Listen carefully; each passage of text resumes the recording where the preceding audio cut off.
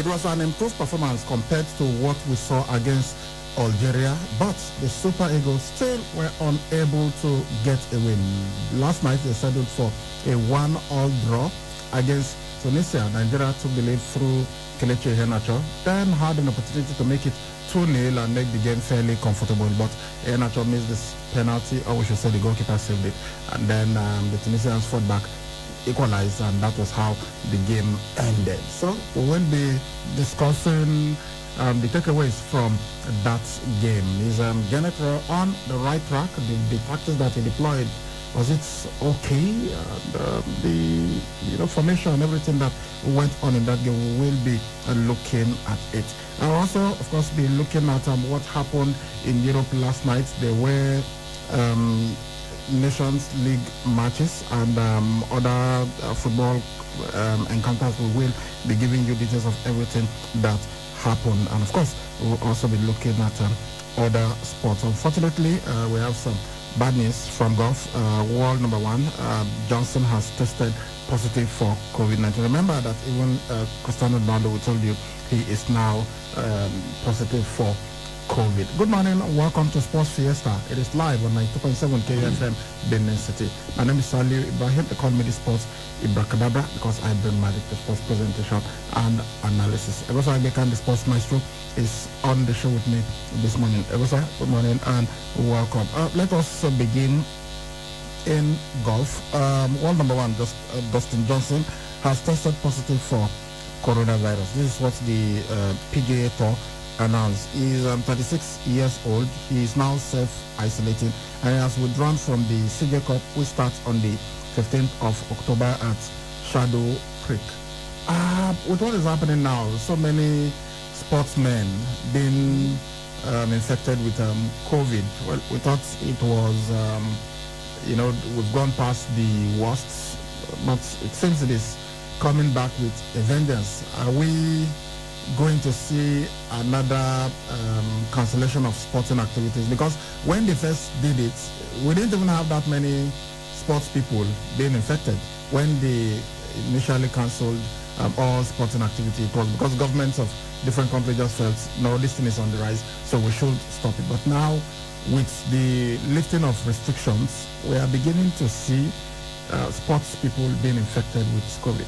Well, it's so disappointing for Johnson, who was looking forward to competing at this field, but it's one of those things. And like you rightly said, when the whole thing was really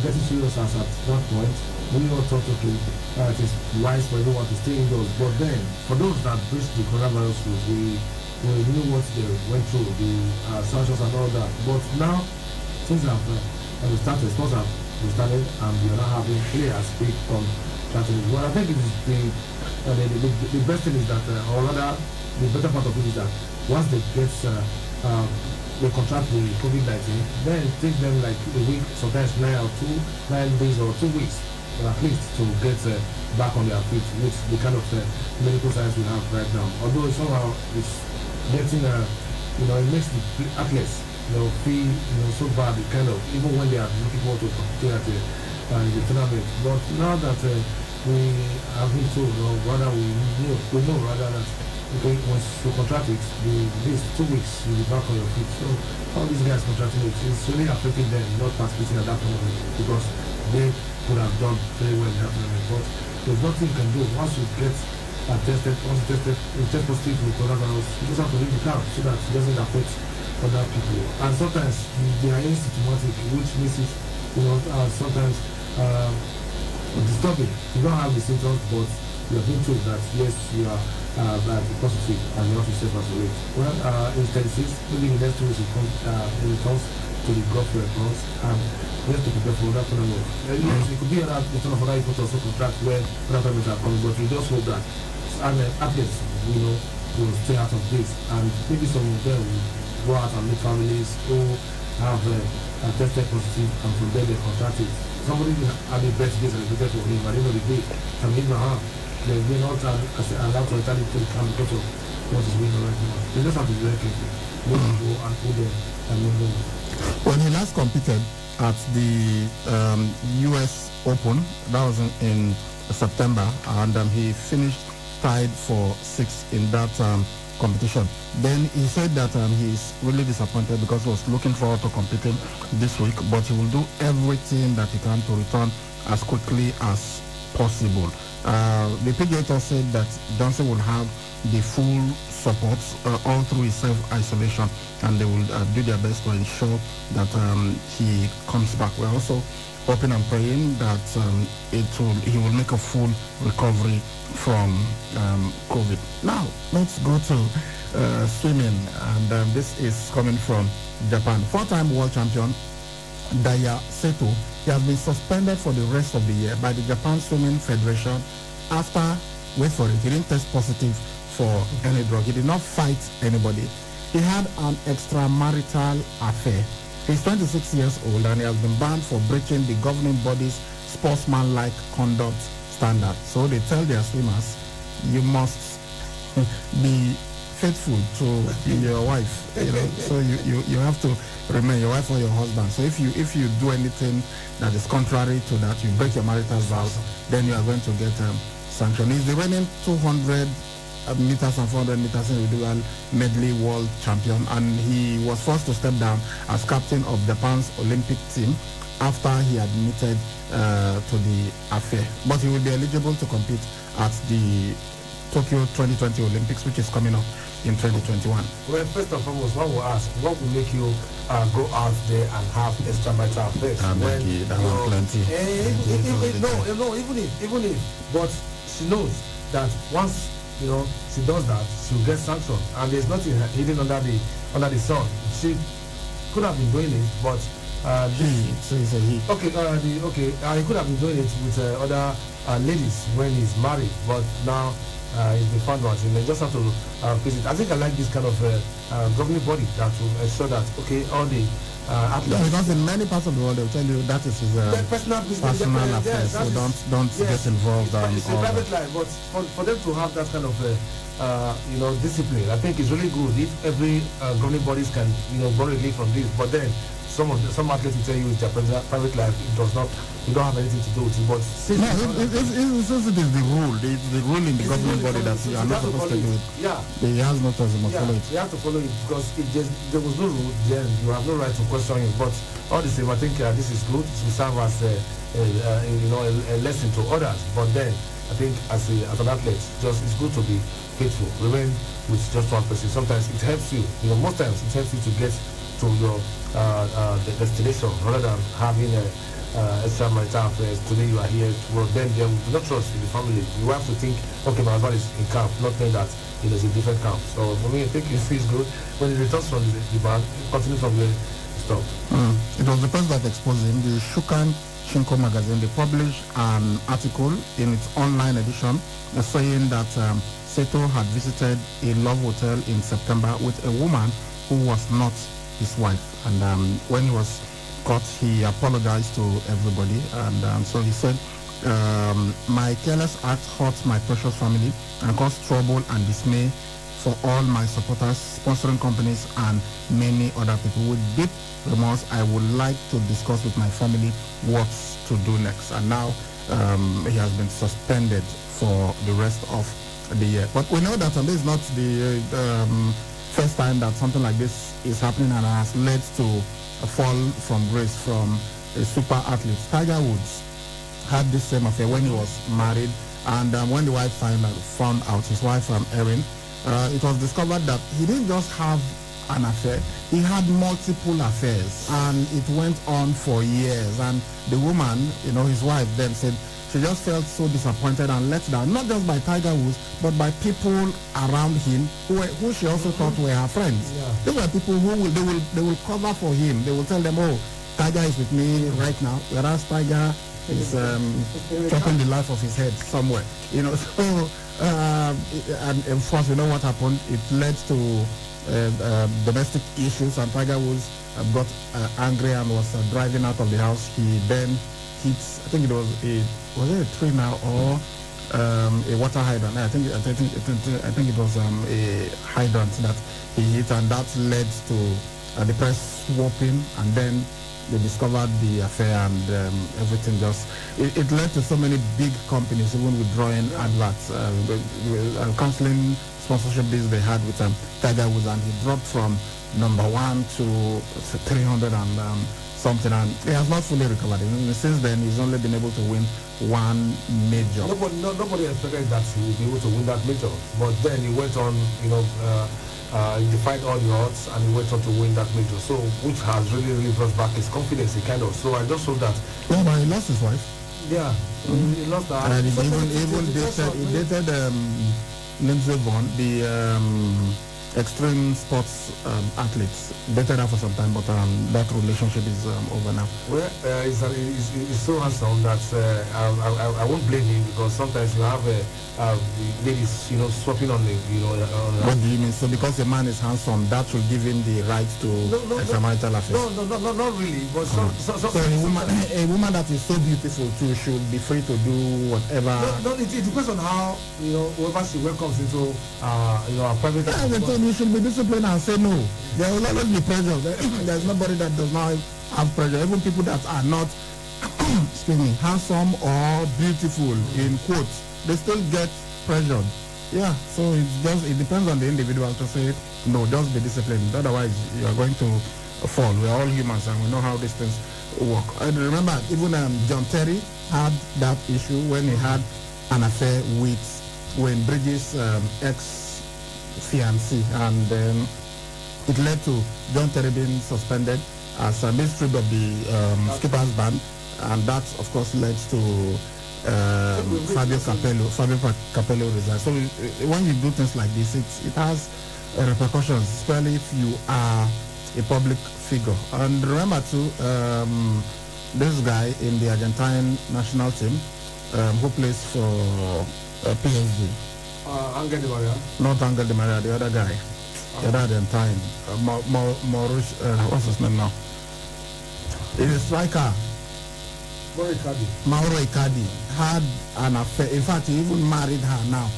He's married to her.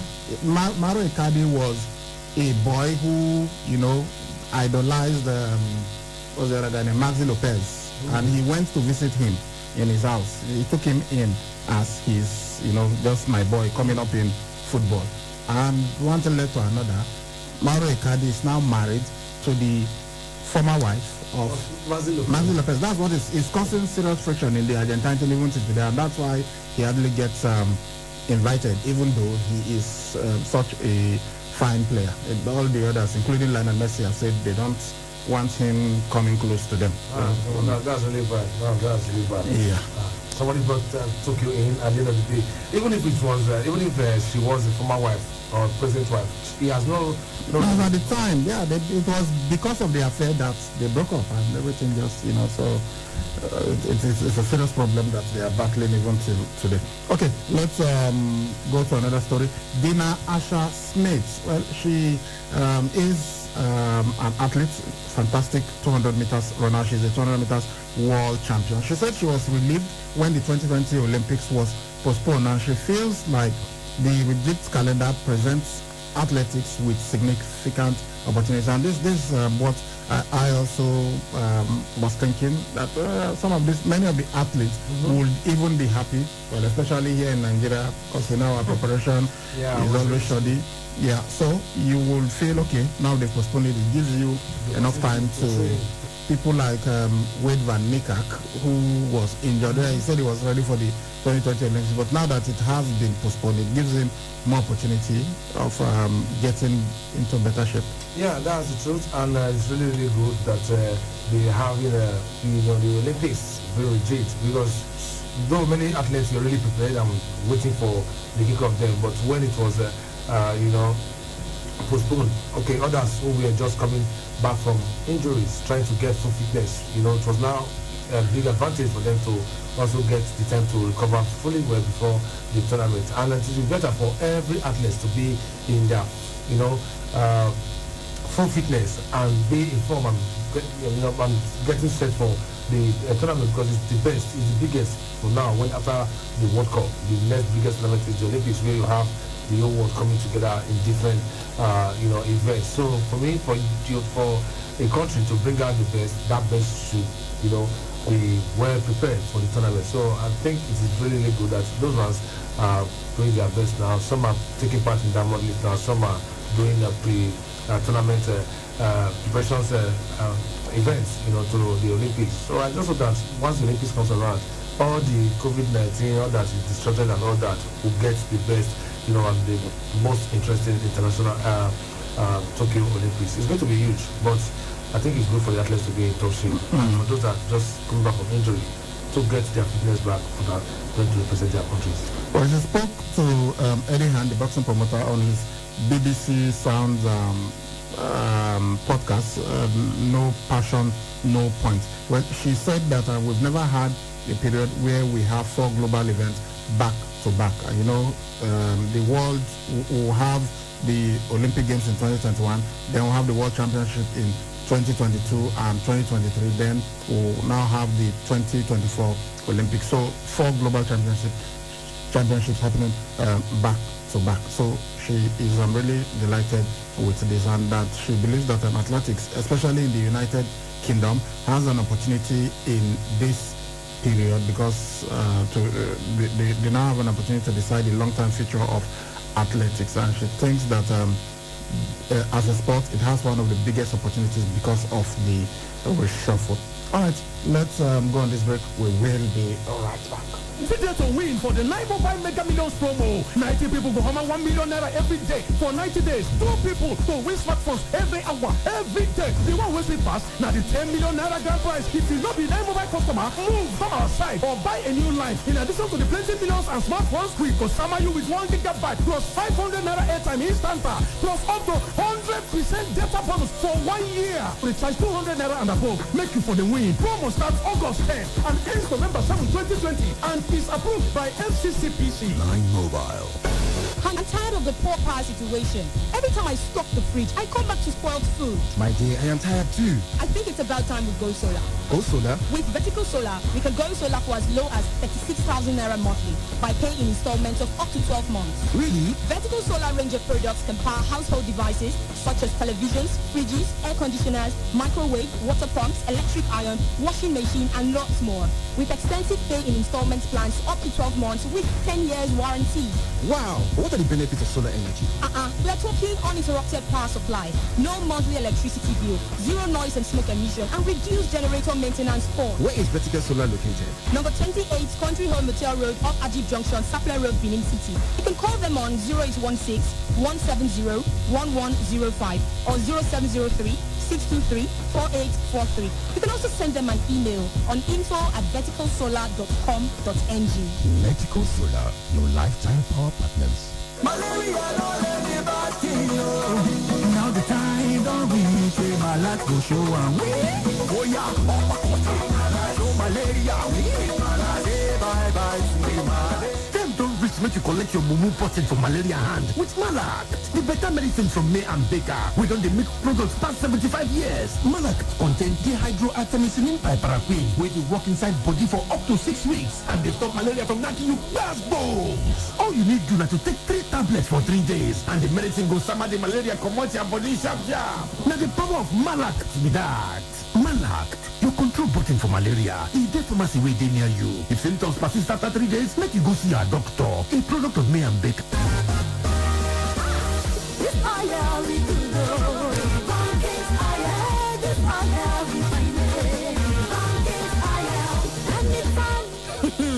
Devil King's cooking oil. Now ogbonge oil wey fresh well and the price na carry go. E get tamper proof and e dey for different sizes. So as e dey sweet your belly, e dey sweet your pocket. Oya, jolly inside better. Go buy Devil King's oil for shop wey near you. Hey, wake up, oh! Another better don't land. For those of now, whenever you see MTN SIM for over 15 days now, MTN they do win back package. With the presidential welcome back of 6 times your recharge when you load 50 naira and above. Yes, so not 1, not 2, not 3, not 4, not even 5. Now 6 times your recharge. Them go give you for credit and data. Your eyes don't clear, B. This one means say if you recharge 100 naira, MTN will summon you with 600 200 naira credit plus 300 MB data. If you go recharge 200 naira, now 1,200 naira credit go drop for your phone plus 200 MB data. Just make sure say you use *161 star recharge pin hash, take recharge and enjoy your bonus for up to 30 days. Now this type presidential welcome back I like. Make I go find my own MTN SIM, begin enjoy better. Everywhere you go, MTN.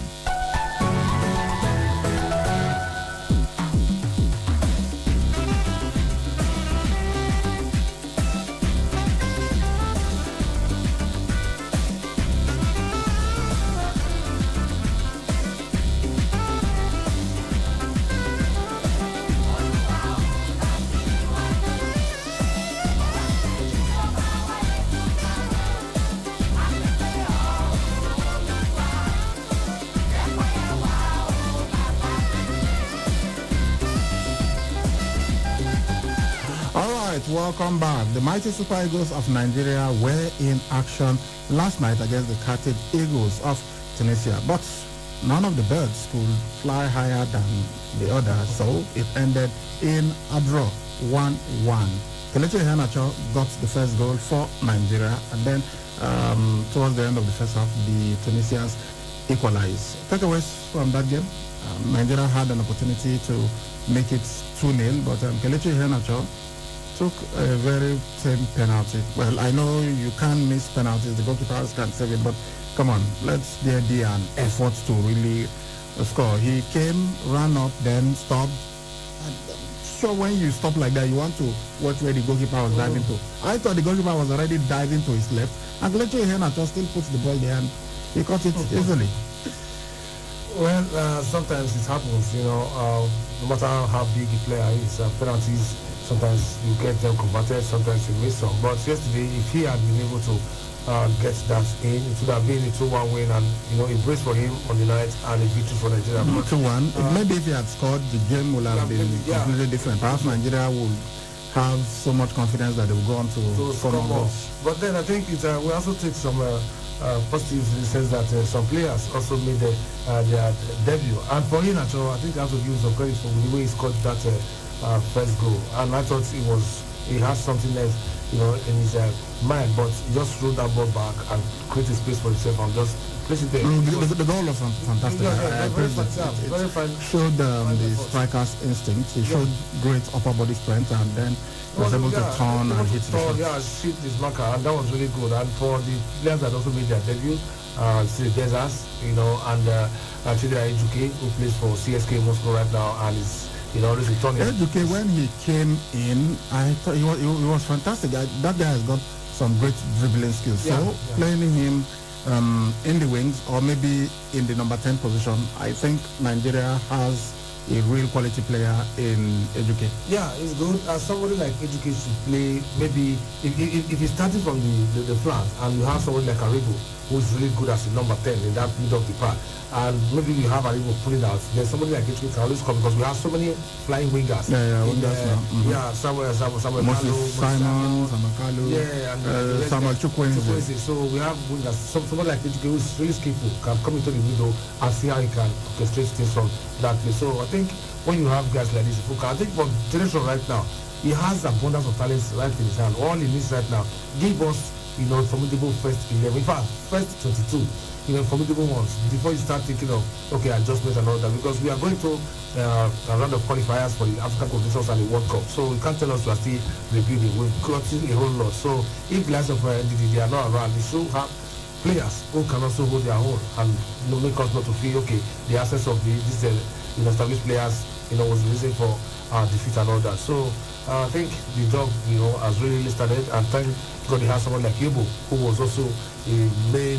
an important member of the squad before, you know, being appointed as an assistant coach now. So they should come together as one.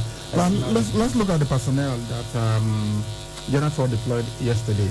He again played Semi Ajayi in defensive midfield position. Well, we know Semi Ajayi can actually play that position, but we have always known Semi Ajayi as a defender.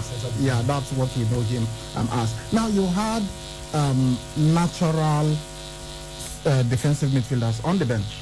There was Samson Tijani And there was the guy, well, maybe he didn't exactly cover himself in glory, Frank Oyeka. Yeah, he was also there, but he opted to play Semi Ajayi. Okay, we know that Semi Ajayi is a regular member of the team.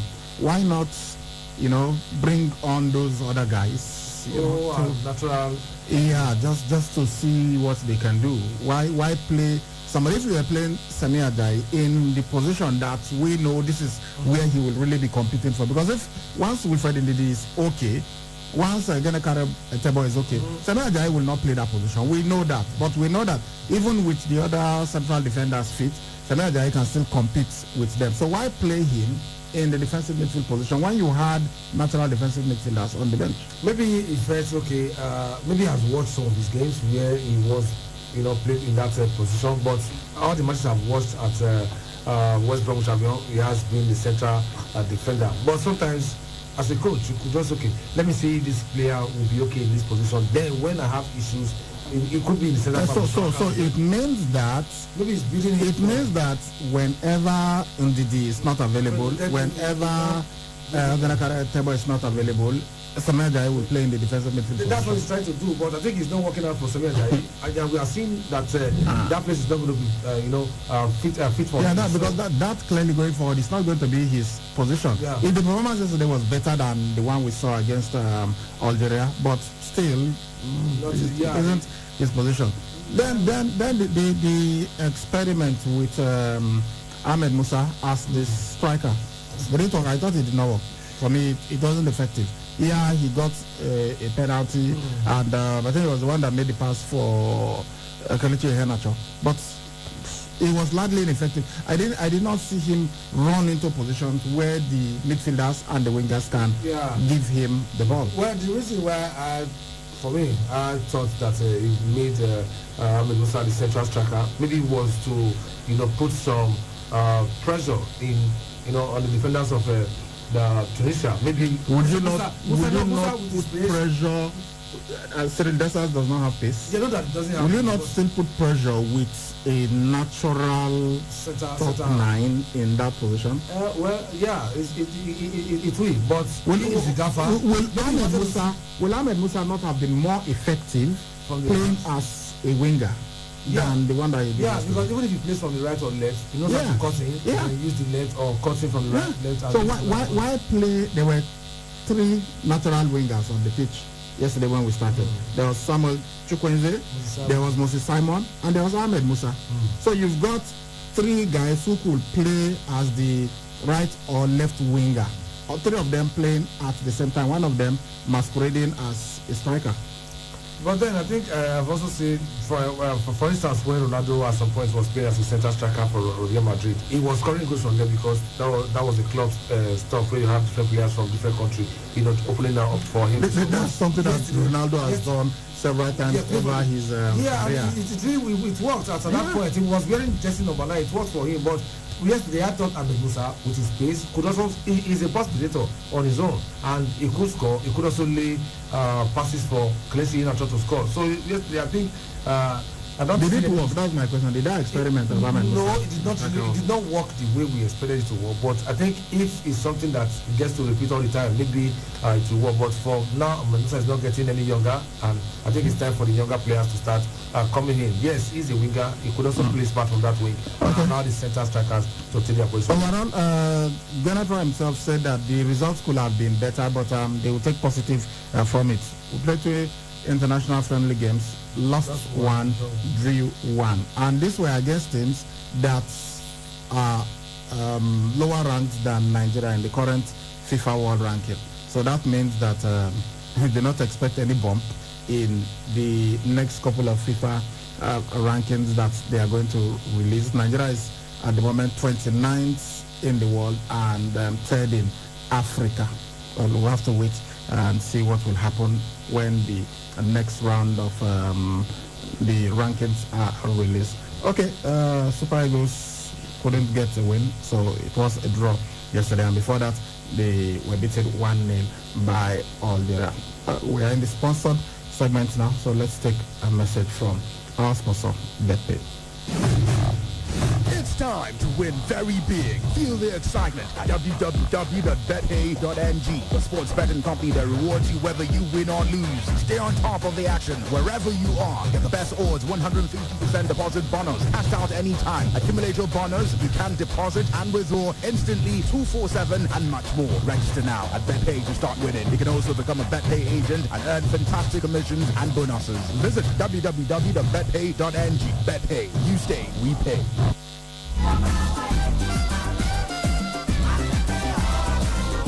All right, welcome back. Nigeria won, Tunisia won the result of an international friendly played yesterday, but that wasn't the only international friendly. There were others, and the Ghanaians, I don't know, they lost one international friendly 3-0. Yesterday they won, and suddenly Partey is prime Zidane. That is what they are saying, and I'm just scratching my head. Is it the Arsenal fans in Ghana that are saying this or what? Well, it could be them, or maybe Ghana fans, but the way Partey has been playing so far, he 5-1 win over Qatar. He had 2 assists, so I mean, and he's looking forward to winning the title with Arsenal this year, talking about the APL. And he's good to dream big. He's really good, and he's a good midfielder. And haven't joined a team like Arsenal managed by Mikel Arteta, whom, as the Wenger also said, is capable of leading them to the title. So let's see how things will pan out. And the motivations are just coming from different quarters, and the confidence is getting high. In other friendlies, Japan took on Ivory Coast, and Japan won that game 1-0. Morocco and DR Congo settled for a 1-1 draw, while Mexico drew 2-2 with Algeria. This was supposed to be a match between Senegal and Mauritania, but that match was cancelled. These are the friendlies that we played yesterday, apart from the Super Eagles taking on the Carthage Eagles. Okay, we'll go on another break, and when we return, we'll be looking at what happened in the Nations League competition. The 2020-2021 Premier League is here. It's time to win big. And the best way is, of course, getting yourself a jersey so that you can identify yourself with your favorite team. We at www.betpay.ng want to give our punters the opportunity to win a football jersey of their choice. 10 replica jerseys to be worn each week for the next 4 weeks. To participate and win, visit www.betpay.ng to register. Place a bet of 200 naira. The more bets you place, the more entries you get into the draw. 10 winners will be chosen at random in a draw every Monday. All winners will be contacted. Follow us on our social media pages with your username and ticket number to qualify for the draw. On Instagram, find us at BetPayNG. On Facebook, find us at www.facebook.com/BetPayNG. All right, welcome back. Okay, let's look at the results of the matches that were played in the Nations League last night. Okay, Germany at home took on Switzerland. That match ended in a 3-all draw, while Ukraine defeated Spain 1-0. That was in League A, Group 4. Then League C, Group 1, Azerbaijan and Cyprus settled for a goalless draw, while Montenegro home were beaten by Luxembourg 2-1. And that's shocking results coming out from that group. Then League D, Group 1, Latvia lost 1-0 to Malta, while Faroe Islands defeated Andorra 2-0. Then League D, Group 2, Liechtenstein and San Marino played out a goalless draw. These are the results of the UEFA Nations League matches that were played yesterday. Germany, I don't know, they seem incapable of winning. They played so many draws. Monday, even they struggled to beat Ukraine. Friendly they played against Turkey. They went ahead 3 times, and the Turks got the equalizer 3 times. Yesterday, they had to come from 2 goals down, and but eventually it ended in a 3-all draw. Yeah, Timo Werner and Kai Havertz are both on the score sheets. I think Gnabry also had a good day. He got the 3rd goal for them, and that was how it ended. Even 90 minutes, Fabian Schär had a red card, but I think that was already enough for the Swiss to hold back and see if they can get that 1 point. So it really worked for them. Taking the first half lead against Germany at home wasn't an easy one. I just hope that the manager will start doing something great with this team, because this is not the same Germany we used to know. But these days they seem to be struggling, which is not really good for the double machine.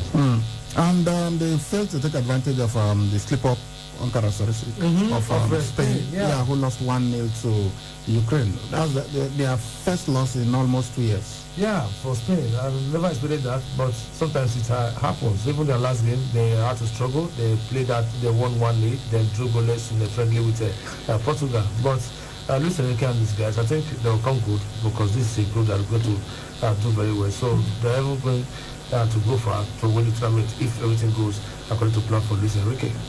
All right, go and take another message from BetPay. Then when we return, we'll be looking at the matches that are lined up for today. If I put this one, I get 500,000. If I put this one, I get 1 million. Which one when you talk to yourself like this? Never your BetPay. On BetPay, they go reward you whether you win or lose. Remember, say 150% first deposit bonus they wait for you. If you deposit and withdraw instant 24/7, and many of them get package full brand. Go register for BetPay and start to win. Person will be agent. Yes, now if you become agent and then you go to get bonuses. Oh yeah, go www.betpay.ng. BetPay, you stay. We pay. All right, welcome back. So let's look at the matches that we'll be having in the UEFA Nations League tonight. Okay, tonight at 7:45, Italy will take on Netherlands, and Frank de Boer is struggling to get his first goal as the manager of Netherlands. Then you have Poland playing host to Bosnia and Herzegovina. Then that will be in League A Group 1, then League A Group 2. England, the Three Lions of England, will continue their fine form against Denmark, while Iceland will welcome Belgium. That will be League A Group 2. League A Group 3, Croatia will take on France, which promises to be explosive. Then Portugal, without Cristiano Ronaldo, will take on Sweden. Then we look at League B Group 1, Norway will take on Northern Ireland. Then Romania will face Austria. League B Group 2, we also have Scotland taking on Czech Republic, while Slovakia will meet Israel. League B Group 3, Russia will take on Hungary. Turkey will do battle with Serbia. Then we'll look at League B Group 4, Finland will be trading tackles with Ireland. Then Bulgaria will welcome Wales. League B Group 4, League C Group 2, Estonia will take on Armenia. North Macedonia versus Georgia. League C Group 3, Greece will take on Kosovo, while Moldova will welcome Slovenia. While the last group, League C Group 4, Lithuania versus Albania, then Belarus will take on Kazakhstan. These are the matches scheduled for 7:45 tonight in the UEFA Nations League. All right, let's take another message from BetPay. There's no time to check time, but this is not time to hammer. You don't try BetPay, they will reward you whether you win or lose. Remember, say 150% first deposit bonus, they wait for you. You fit cash out anytime. You fit deposit and withdraw instant 24/7. And many Ogmo get things full grand though. Yourself fit become BetPay agent and you go to get Ogmo get bonuses. Oh yeah, sharp. Go to www.betpay.ng. BetPay, you stake, you pay.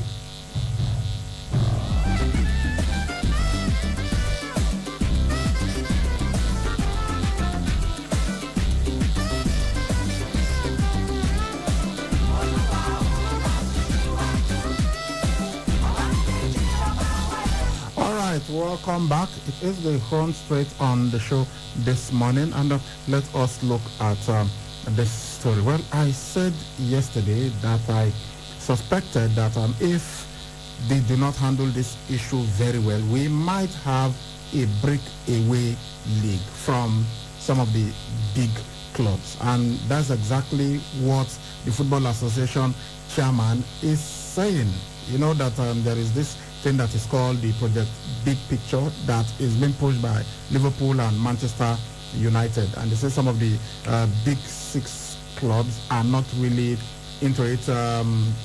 West Ham United recently came out to say, look, we are not part of this, even though they assured them that they were going to get special status in the what they are calling the Project Big Picture, which will mean doing away with the Carabao Cup, and then they're also going to cancel parachute payment and some other stuff. So the Football Association chairman, Greg Clark, is saying that a breakaway league was suggested as a threat by the organizers of the Project Big Picture. That is, if you do not support this, then we could break away. Remember, a couple of days ago I mentioned that it was because of certain, people were not happy with what was happening in the old Division 1. That's why they decided to break away and have the English Premier League. Eventually, I think 24 clubs came together and they had the first Premier League for a couple of seasons before they now made it 20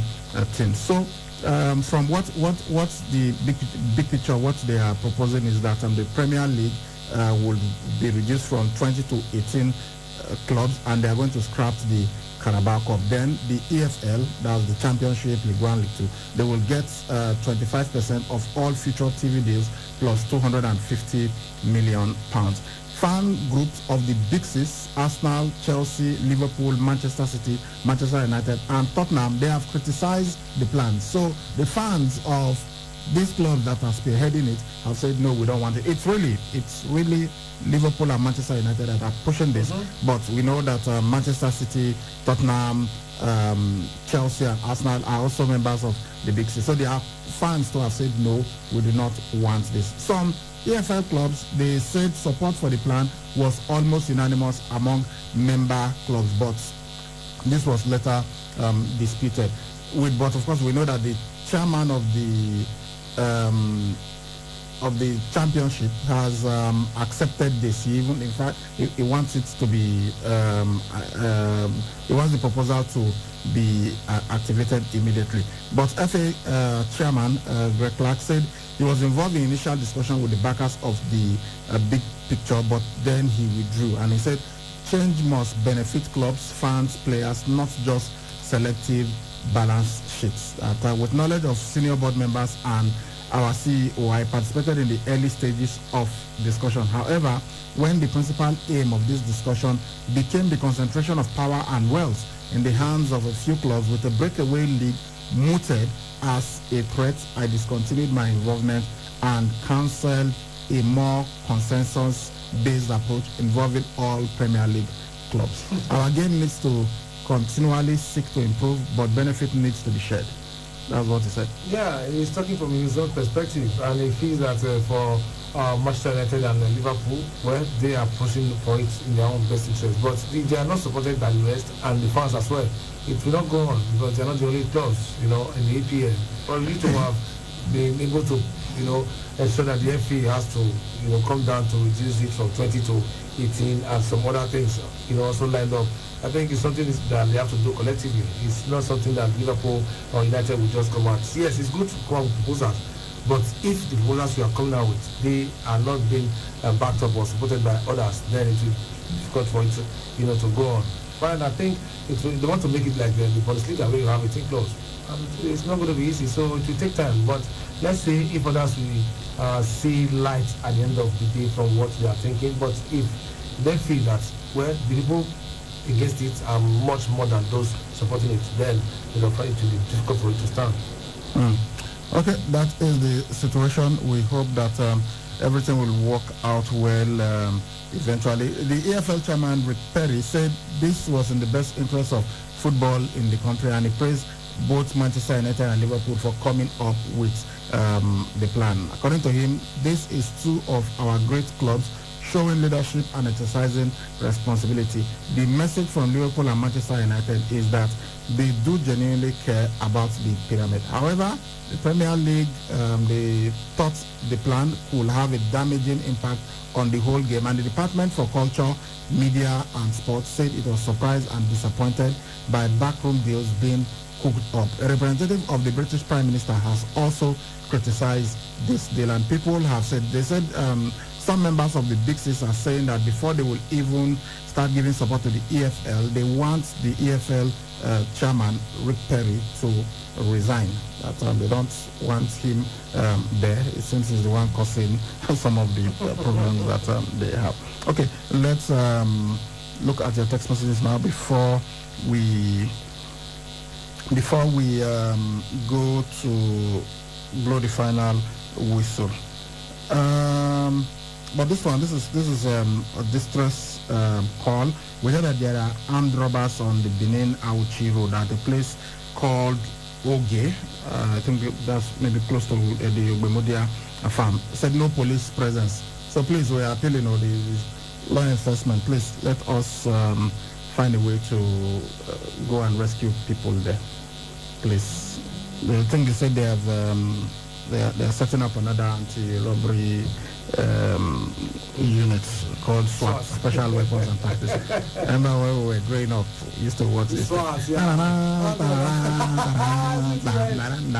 that SWAT was, I hope if that's the type that we are going to get. That SWAT does not stay on the road. No. Yes, but once there is any, you just call them, and the way they come without their boss, and it was fantastic. So I hope that's the kind of SWAT that we'll be getting in Nigeria. But please, for now, we hear that there are robbers operating, so please. And this is when you are demanding for something, you've got to be realistic about it. Because if you remove the law enforcement everywhere, then you are going to have some issues. So we appeal to the authorities to please go and do something about that place. Okay, this message says, I see Manchester United winning the EPL and the Champions League this season from Osaro. Let me how do we say it? Shine my eyes so that I would maybe it's Manchester City that I said. Okay, let me read it again. I see Manchester United winning the EPL and the Champions League this season from Osaro. I'm doing good. Fred Nitinero, Barrister Ibadelusu, Ogagwa, Ogadima, all of them are just laughing at this message. Good morning, guys. Please, Mr. Ibrahim, you may have mentioned it before, but I want to ask what happened to Kairi Sane in WWE. Why did she leave? Best from Ogida. Well, she just said it's time she wants to go home, and she had a farewell party sort of when she went. She was even crying. She hugged her tag team partner Asuka, Akira Tozawa, who is also from Japan, had a message for her. The guy that calls himself the artist, what's his name now? Oh, this guy that's the partner of Sheamus. No, not Sheamus, Cesario. Forgotten his name. But he too spoke about her and said she's done so well by achieving so many great things in the WWE. But she just said it was time for her to go home, and that's why she decided to go home. This one says, good morning, Ibrahim and Egosa. I think we can get better performances from our lads. Raw is not tactical and logical enough to let the eagle soar. Arsenal till death from Upper St. Saviour. There's an Upper St. Saviour. Really? St. Saviour, up, yeah. There's Upper St. Saviour, okay. There's no St. Saviour. I don't know of an Upper St. Saviour.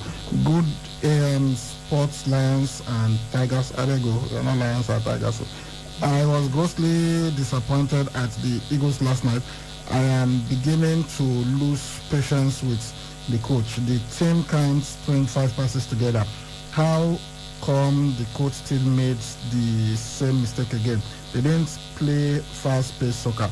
They played hurriedly. They hustled for entire game. I also noticed that his backroom staff aren't up to the task. The Super Eagles need a first-team coach that will plan their game pattern to work. All right. This one reads, I thought Tunisia are ranked higher than Nigeria. Are they? No, I don't think Tunisia are ranked higher than Nigeria. I don't think so. I think it's Senegal that is 1. I'll check it for you. No, I don't think Tunisia. Good morning, sports guys. As for Super Eagles, the problem of the team is the coaching crew. They don't know when to change or sub players, and the players on the bench are better than the ones on the field. AJK is the best player on the field yesterday, from Wilfred Upper Sakwamba. This one reads, please, what is the biggest score line in the Super Eagles history? Well, I'll have to go down memory lane and check. Some of those results are, no, we have to confirm. Good morning, sirs. Please tell Guinness Raw not to ever invite Ajayi again. That guy is worse, don't know how to pass the ball. Precious Ebari from Sapele Road. Well, maybe because it's not being played in a position that he plays regularly. Have you got the ranking? Check the ranking, the latest FIFA World Ranking. You see where Tunisia is. These Super Eagles cannot compete with the like of Morocco, Algeria, Senegal. Anybody anticipating winning the AFCON should come off it. Good day, Sports Generals. My take on the Eagles, I don't have confidence on the coach. He is not good at reading games and poor making change. Okay. Pastor Nusa from Oluku. Tunisia, they are 26, Nigeria 29. Okay, so Tunisia are higher ranked than Nigeria. Okay. Nigerians play a bit better yesterday. Man United to win the EPL and UEFA Champions League. That is a joke, I guess, from Rapid, the Gunners. You Gunners that are saying that Arsenal will win the Premier League because you got Partey. Is that one a joke or comedy? That was never an improved performance. The quality of the Tunisian team cannot be compared to the Algerians. Really, but the Tunisians are higher ranked than the Algerians now. Good morning, sportsmen. Didn't catch the first half of the Eagles game, but with what I saw in the second half was a slight improvement from the Algeria game, but more needs to be done, especially from Iwobi and Kelechi. But our just a fine, Sha. But why didn't they print their names on them? Brother Dollar from Ekamaru, right? Because it's a friendly game, so it's not compulsory. It's only when you go for competitions that they do that. Good day, the sports magicians. My take on the Super Eagles, I don't have confidence. Okay, this is a repeated message. Okay. Rapid the Gunners, if you want to send a message to Soba, she calls the text line. This is only for sports. Good guys, I'm greatly angry with Nigerian coach. How can you be coach of Nigeria and not yet have, not even select at least 6 players from MPFL? There are some defenders you will pick in MPFL. Opposition will be scared to face them. I am a Manchester United fan. Ole Gunnar is not the problem, but sometimes his tactics are poor in games. I believe he will get it right in their next game by getting a win. Gennett Raw should get his formation and practice right with a win against Tunisia. Benedict from Sapele. Okay, he sent this yesterday. Okay, one last one. Good day, men of sports. How are you guys doing? I want to wish my best guy Ronaldo good luck and also wish the Super Eagles the best, and I believe they will give us joy. I am Danny Welbeck from Ikobahill. This was also sent in yesterday. Okay guys, thank you. We'll take the rest of the messages when we come in the evening, but now it is time to blow the final whistle. We are happy to have had this opportunity to be camped in Austria for 10 days. It was a very good feeling to be together again after being away for 11 months, although we missed some key players. The 2 friendly games we played were very good competitive games. Algeria and Tunisia are very good teams. Indeed, the results could have been better. We could have picked a draw against Algeria and a win against Tunisia. Super Eagles technical advisor, Jonathan, says the Eagles could have had better results in their 2 friendly games this week. And that's the final whistle on the show this morning. Patrick, we'll see you at 4 p.m. I'm Sally Ibrahim. I've been doing this with Egosai Meta. Bye-bye.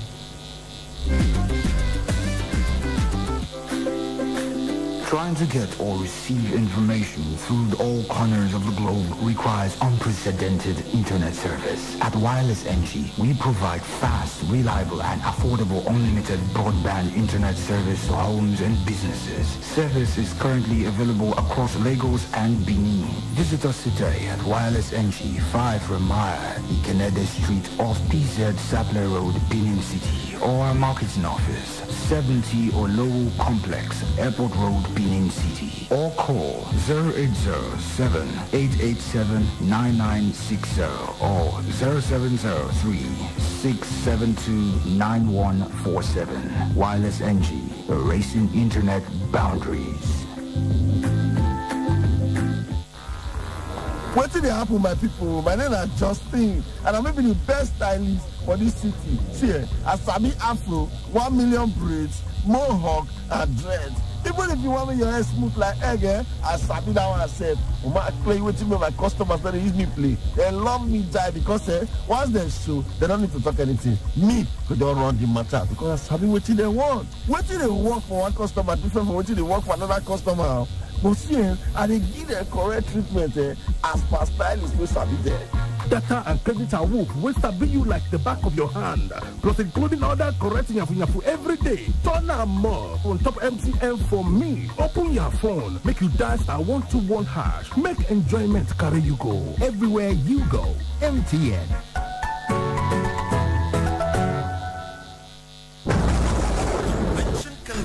Convention. Gospel Church invites the general public to Convention 2020. Theme, proclaiming liberty in the land. Speaker, Elder David the Beloved. In the web of the mystery, in the balance of the oracle, the bench of the prophets is exhausted. This is an esoteric subject. The truth the Jews have carried now must be told. The mystery being finished, the vision now must play. Come to convention. Come to Liberty Week. Venue, Gospel Church, number 1 Gospel Avenue, off Adeswa Street, off Airport Road, Benin City, Edo State. Date, 2nd to the 8th of November, 2020. Time, 5 p.m. daily. Come to the 7-day program of the spoken word. Come one, come all. The spoken word is the original seal. Signed, Elder David the Beloved. 4 years ago, I got into Benton Idahosa University with a dream and a firm determination to be better. But then I quickly realized that I could be so much more. I didn't even know I had more in me. In school, I made great friends, went on memorable trips. I grew in character, met amazing people, like really amazing people. It's 4 years now, and I can proudly say I am better than I ever imagined. For more information, please visit www.biu.edu.ng or call 0814-990-6200. Benson Idahosa University. Your future starts here. From the new city to the world. This is 92.7 KUFM News Update. The time is 9 a.m. Good morning and welcome to the KUFM News Update at 9. I am Charles Oporum.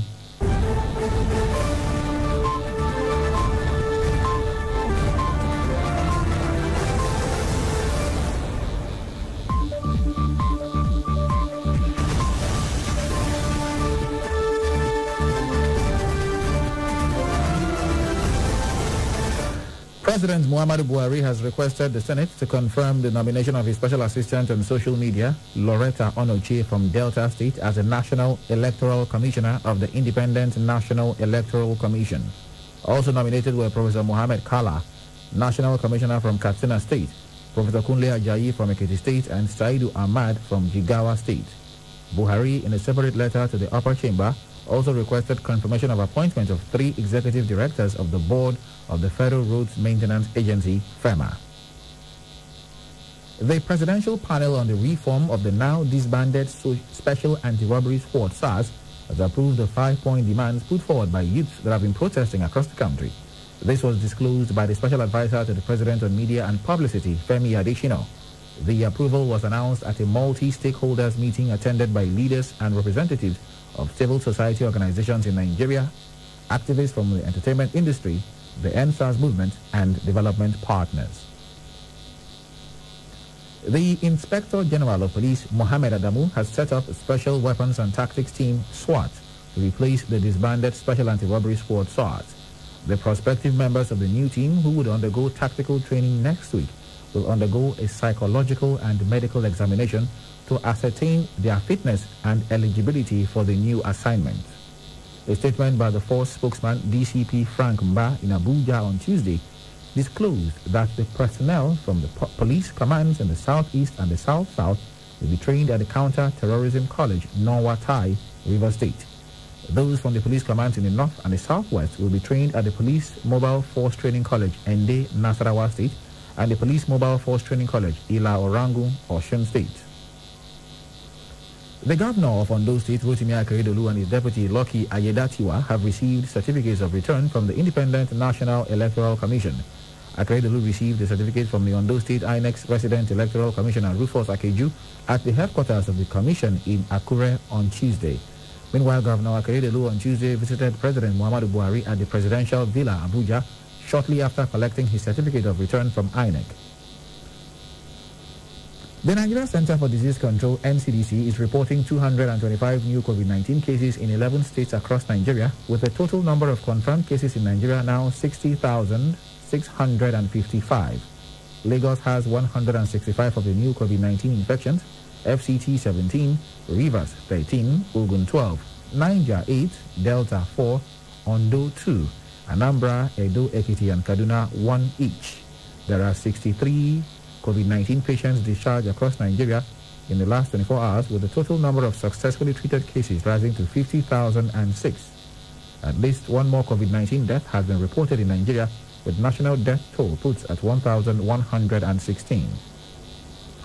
And finally, on the KUFM News Update on the hour, renowned poet and emeritus professor of literature, John Pepper Clark, is dead. A statement by the family said the professor died in the early hours of Tuesday. John Pepper Clark hails from Kiabudu, Burutu Council area of Delta State. The statement was signed by Professor C.C. Clark for the family and Eli Clark for the children. And that's the KUFM News Update on the hour. I'm Charles Oporum saying thanks for listening and good morning. Dialogue comes up next.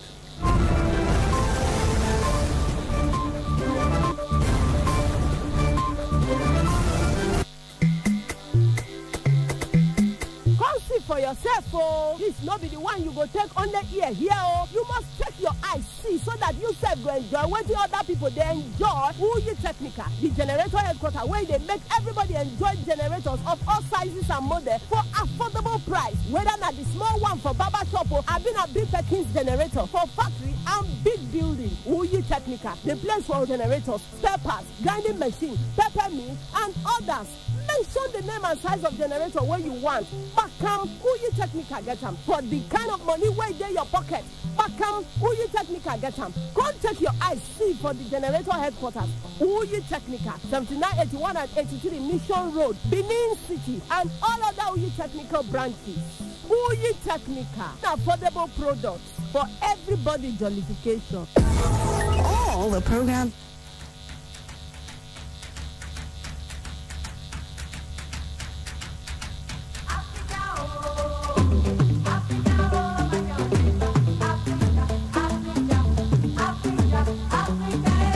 Professor Patrick Lumumba on African unity. It is not lost on me that one of the reasons why Africa cannot unite is because we have become so used as politicians in Africa to our little countries where we are treated like demigods. And because we too, we who are the led, we have treated our leaders as demigods for too long, and they now are conditioned to believe that they are God. You know, respecting leaders is a good thing, because that is what is right. Once you have given people the privilege to serve you, you give them respect. But respect must be earned. Many times in my own country, in Kenya, I see the individuals, some of the individuals that we elect into public office, some are fine, but some are not. In fact, most are not.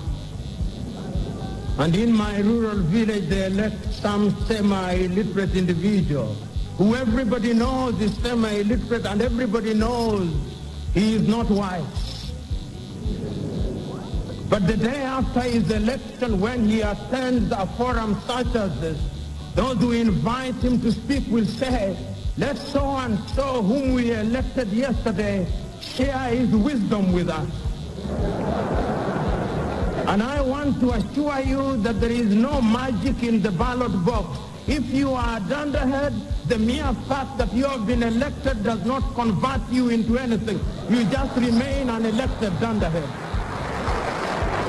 And Africa has no shortage of dunderheads who are leading her in the wrong direction. The direction of disunity.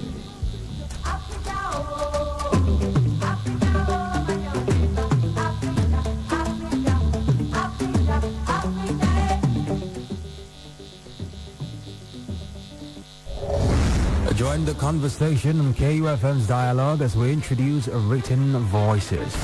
You can now keep the conversation going beyond 10 a.m. Send us your views on topical or burning issues of the moment, news, current affairs, or social-political issues that you may wish to share your thoughts on. It must be civil, factual, straight to the point, and in not more than 150 words, and we will give it a voice. Send your views to kufmdialogue@gmail.com or via our WhatsApp platform on 0807-552-7556. Keep the conversation going. Dialogue. Your voice counts.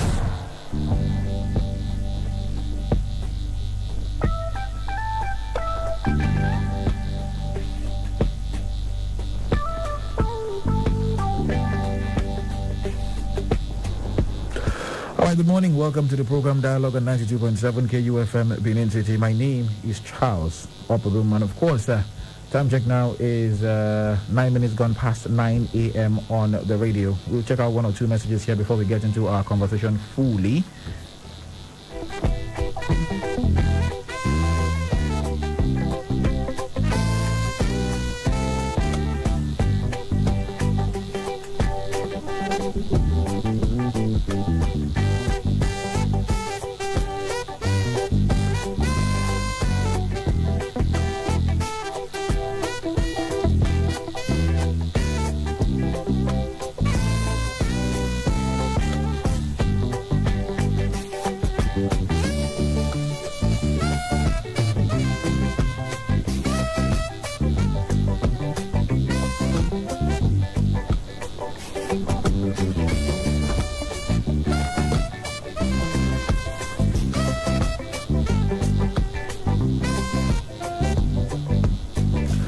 This message says, from South to Swat, can a name change a man's character? Well, time will tell. Ibrahim from Agbo Road. All right, thank you very much, Ibrahim.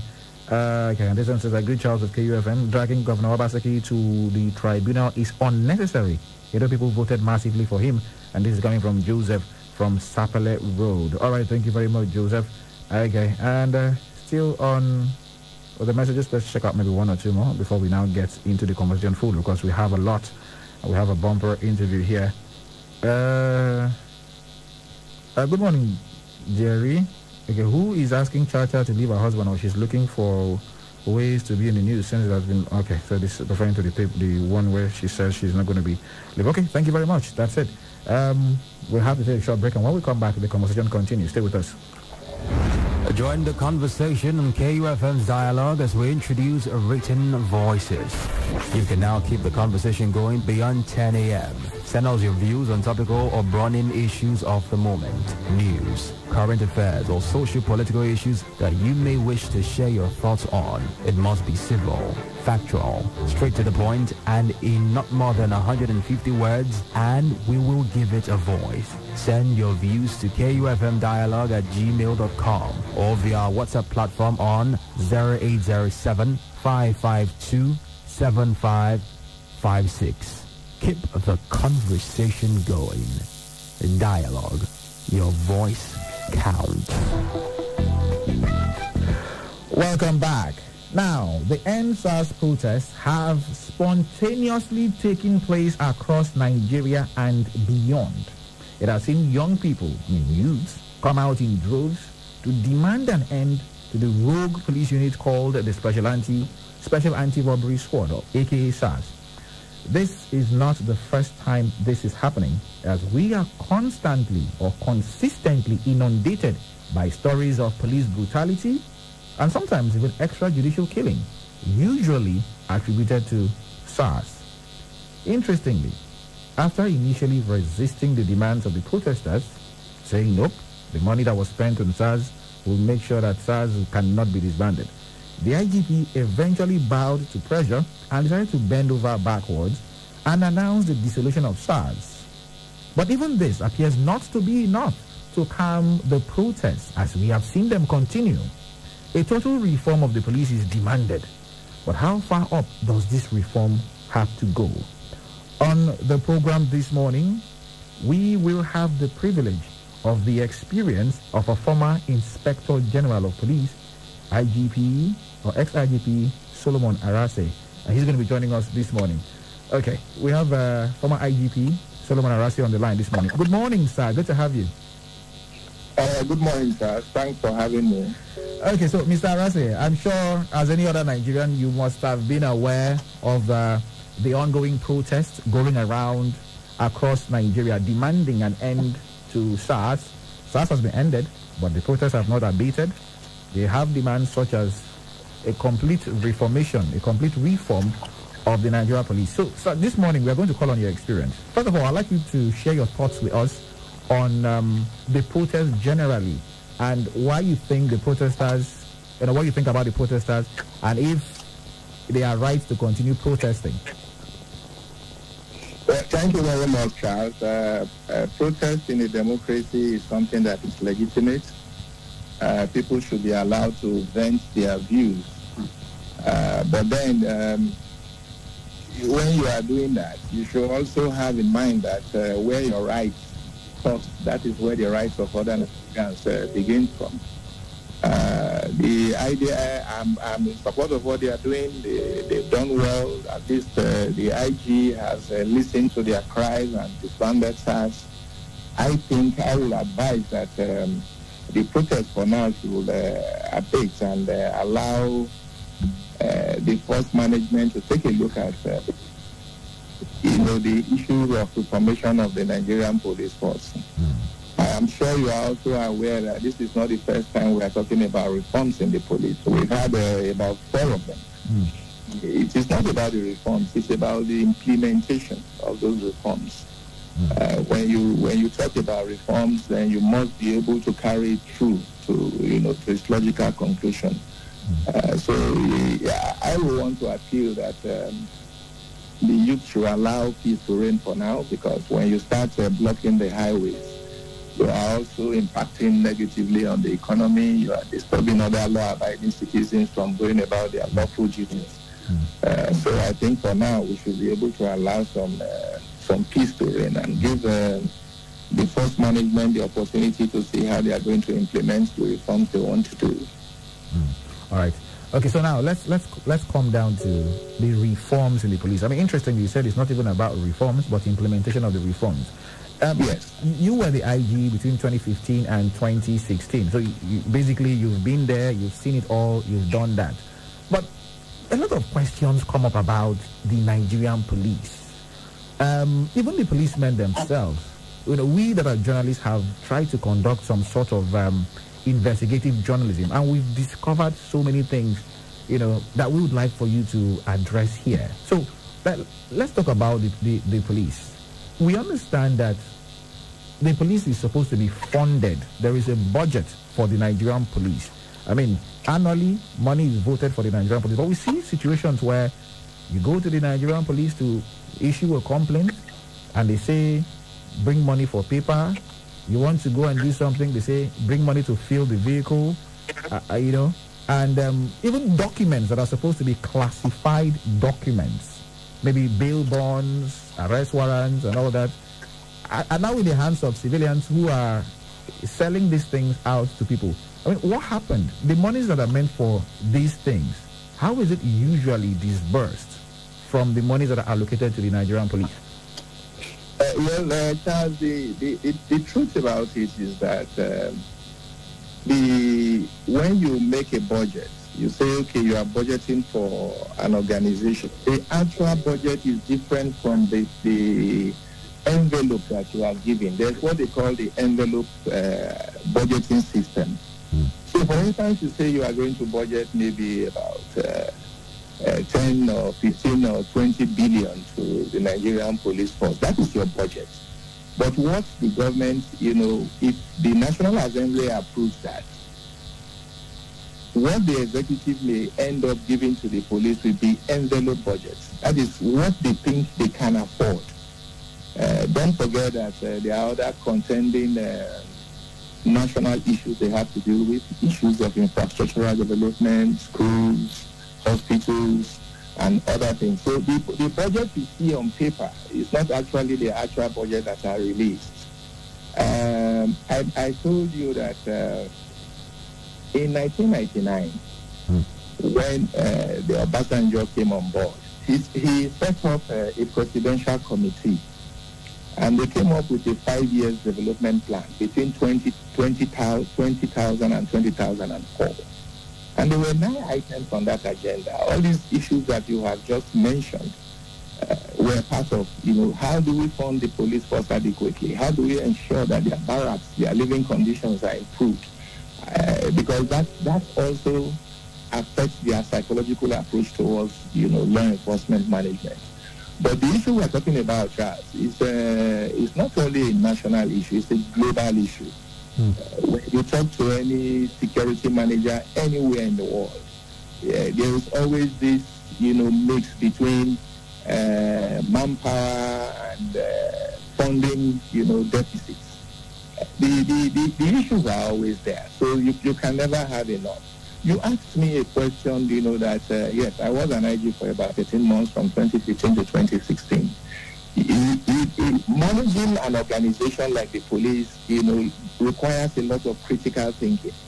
It requires an understanding of, those issues you want to deal with. I was allergic to roadblocks. I didn't like roadblocks. And throughout the period I was there, I felt I was not going to have roadblocks. And that is why I introduced the safer highways. And when I introduced the safer highways, we had a lot of fleets of new vehicles that we, deployed on the highways. Why did I want to do that? You see, when you leave a police officer, a street manager, I call them street managers, when you leave them at a roadblock for between 2 and 3 hours, they suffer a disorientation along the line. And when they come in contact with members of the public, yes, the Constitution talks about the fundamental rights of, the citizens, right to life, right to movement, right to protest. The same Constitution too also talks about citizens, responsibility to law enforcement officers. That's whether we are not aware of that or we tend to neglect that. So it's a two-way thing, when you meet, you come across them on the highway and they behave sometimes, the policing culture is such that it's offensive to members of the public and the public, they react negatively. There's always a demarcation. So, but when you remove those roadblocks and you allow them to have, allow a free flow, you only react when you have intelligence to lock down the highways. That is what happens internationally. So I adopted that system, and government was gracious enough to ensure that those vehicles were fueled. The men, were given parts, launch parts. They were given water so that, they would feel a sense of belonging. And when you treat a law enforcement officer with a lot of respect and you take care of their welfare, there are a lot of things you take away from them that they will start, you now have the moral latitude to go against them whenever they err. Okay. Okay, Mr. Arase, now, we understand that the police used to have a police printing press that is dedicated just to the police for documents like that. But these days, we see police documents, classified documents, being printed, by private individuals on the streets who honestly should actually have no business handling such documents. Documents that are supposed to be classified. I mean, I mentioned bail bonds because I've actually seen, we have conducted investigations and we've discovered these things. how is, such a utility, how is it usually managed? Why are such documents out on the street? And then if, it's not supposed to be in the street, how is, shall I say, the investigation process? If it is found that someone is culpable, what usually happens? Let me concede to you, Charles, that yes, the police used to have a central printing press in Lagos. But like most of our institutions, it has also gone into disrepair and, virtually abandoned.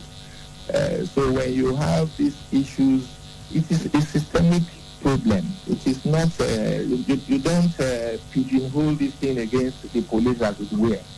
If you look at most of our national institutions that you used to have, I remember, we used to have Nigerian Airways. With the road lines used to be very functional. But most of these things have gone into disrepair. So, sometimes it depends on the policy trust of any government in power. When a government is interested in halting some decay or decline in dealing with issues that they have, then the issues are solved. So as I said, the budgetary allocation to the police, and don't forget too that, our policing culture was altered by the long period of military, interregnum we had. Okay. And so that when you are looking at the policing culture we had in this country, it was affected by that long period of military interregnum.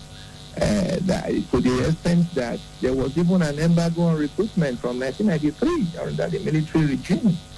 And if you look at the landscape of Nigeria, then you come and think about the ratio of one policeman to how many citizens, it was grossly inadequate. And when they now came up and said, okay, they were going to do this recruitment process, they said, okay, 40,000 every year. That one was also, also had its own issues. 40,000 recruits every year? Yes. Is that the policy of the police now?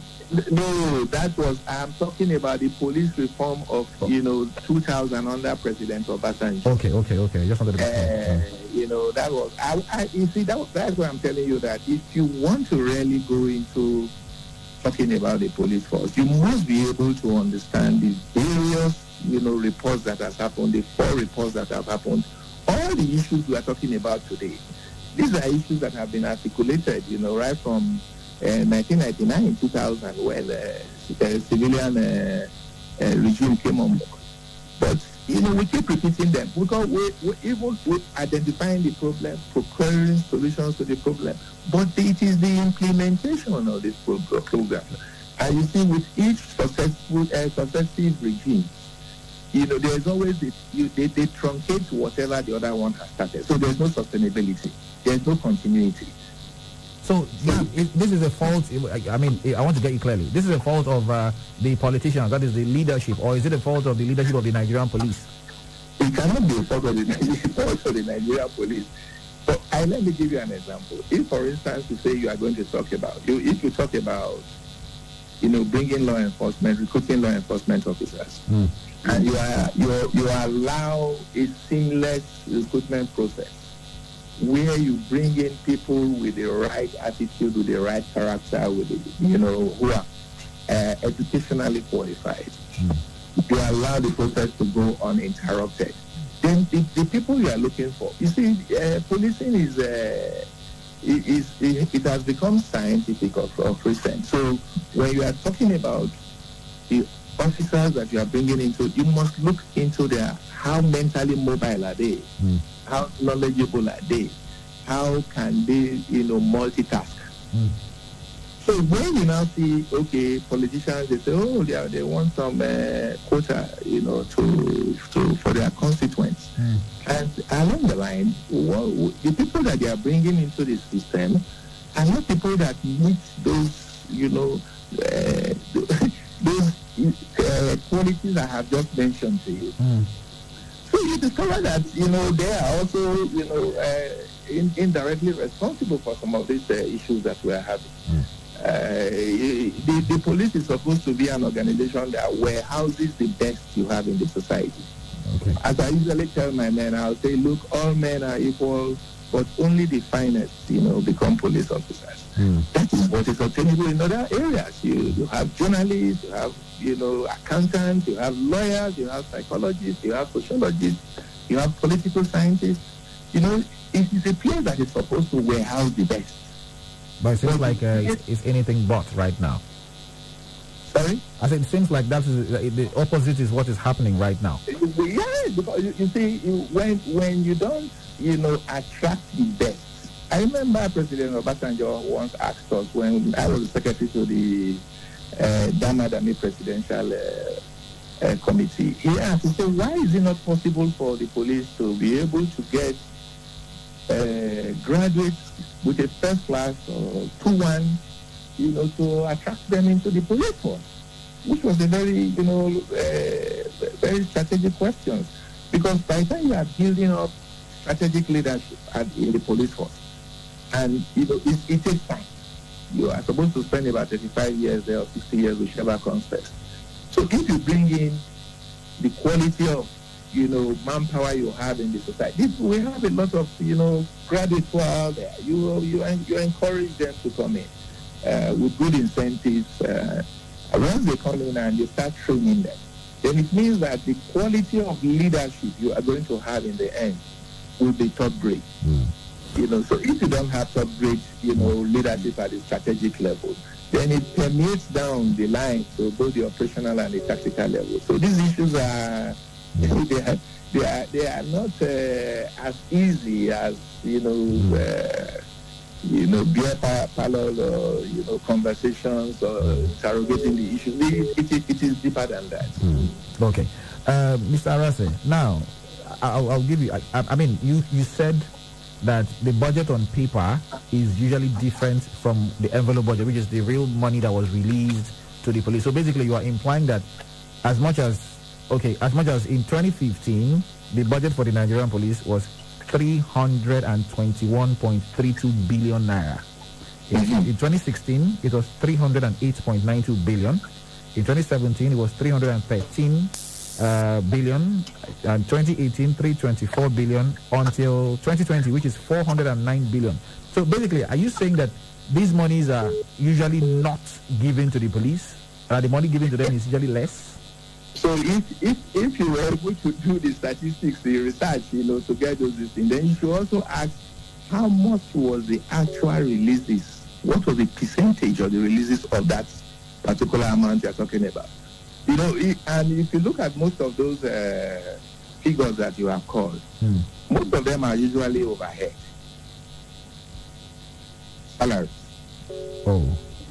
So you've not looked at the releases for jazzing up the police colleges, making sure that the curriculum that they have is such that is in tandem with best international practices.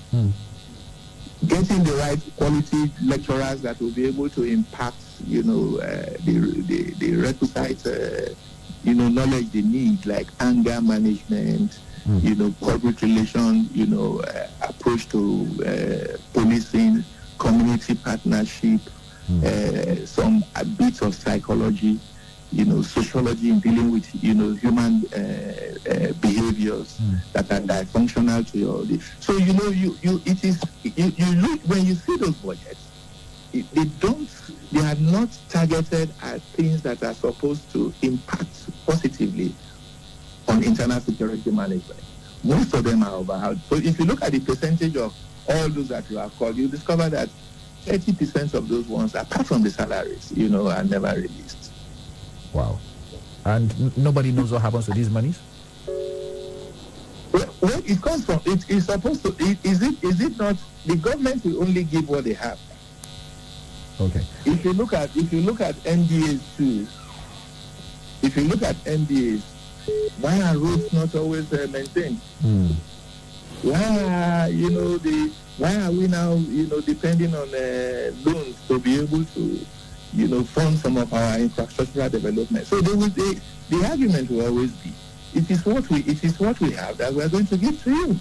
if the prices of, if we rely on the prices of the crude at the international market to be able to fund the budget, and, that fluctuates, then it is what they have that they will give. So, the argument is always, it is what we have that we give. Okay, so Mr. Arase, let me share some of our findings, some of our investigations, what we discovered, especially as regards the SARS. The feeling is that it almost appears as if the SARS had become a law unto themselves, because just like you stated at the start of this conversation, you said this is not the first time the reorganization of SARS has been mooted. In fact, during your tenure, you said something about I think you reorganized SARS, because when I was researching for this program, I had to go back to read that. But there were some things we discovered when we were doing our investigations. Now, we discovered that sometimes the OC SARS, we may have no vehicles. They get vehicles from private individuals and give out to teams, maybe headed by an ASP, and they tell them that there is a certain amount of money that they must remit daily to the OC SARS and up, higher into the hierarchy of the Nigerian police. Now, when reports like this come to the police, the allegations are that because there is some sort of esprit de corps, as it is called, it is usually swept under the carpet and lip service is paid. These are things that we have discovered during the course of our investigative journalism and all that. In fact, it appears more or less like the policemen now act like bank marketers. Go out, make as much money as you can, and come back. Usually, how do we handle issues when reports come like this kind of systemic, endemic corruption in the police? When they come to your table, with the benefit of your experience, how are they usually handled? Okay, let me tell you that SARS is just a minute component of, an operational wing of the police force. And you did mention that I rebranded them when I was the IG. I insisted that, they must be kitted. I didn't like the idea of, them dressing in such a way that are supposed to aggravate fear in the minds of the public. What happened along the line was that SARS, lost the command and control. It was supposed to be a centrally controlled organization, and by the time they started, it became diffused when you start having ASPs, DSPs heading it in the various states, replicating it in the various state commands. These abuses, they were bound to occur. But also, too, there are a lot of accountability platforms, that you have in the police force that most members of the public, is either they are not aware of it or they fail to,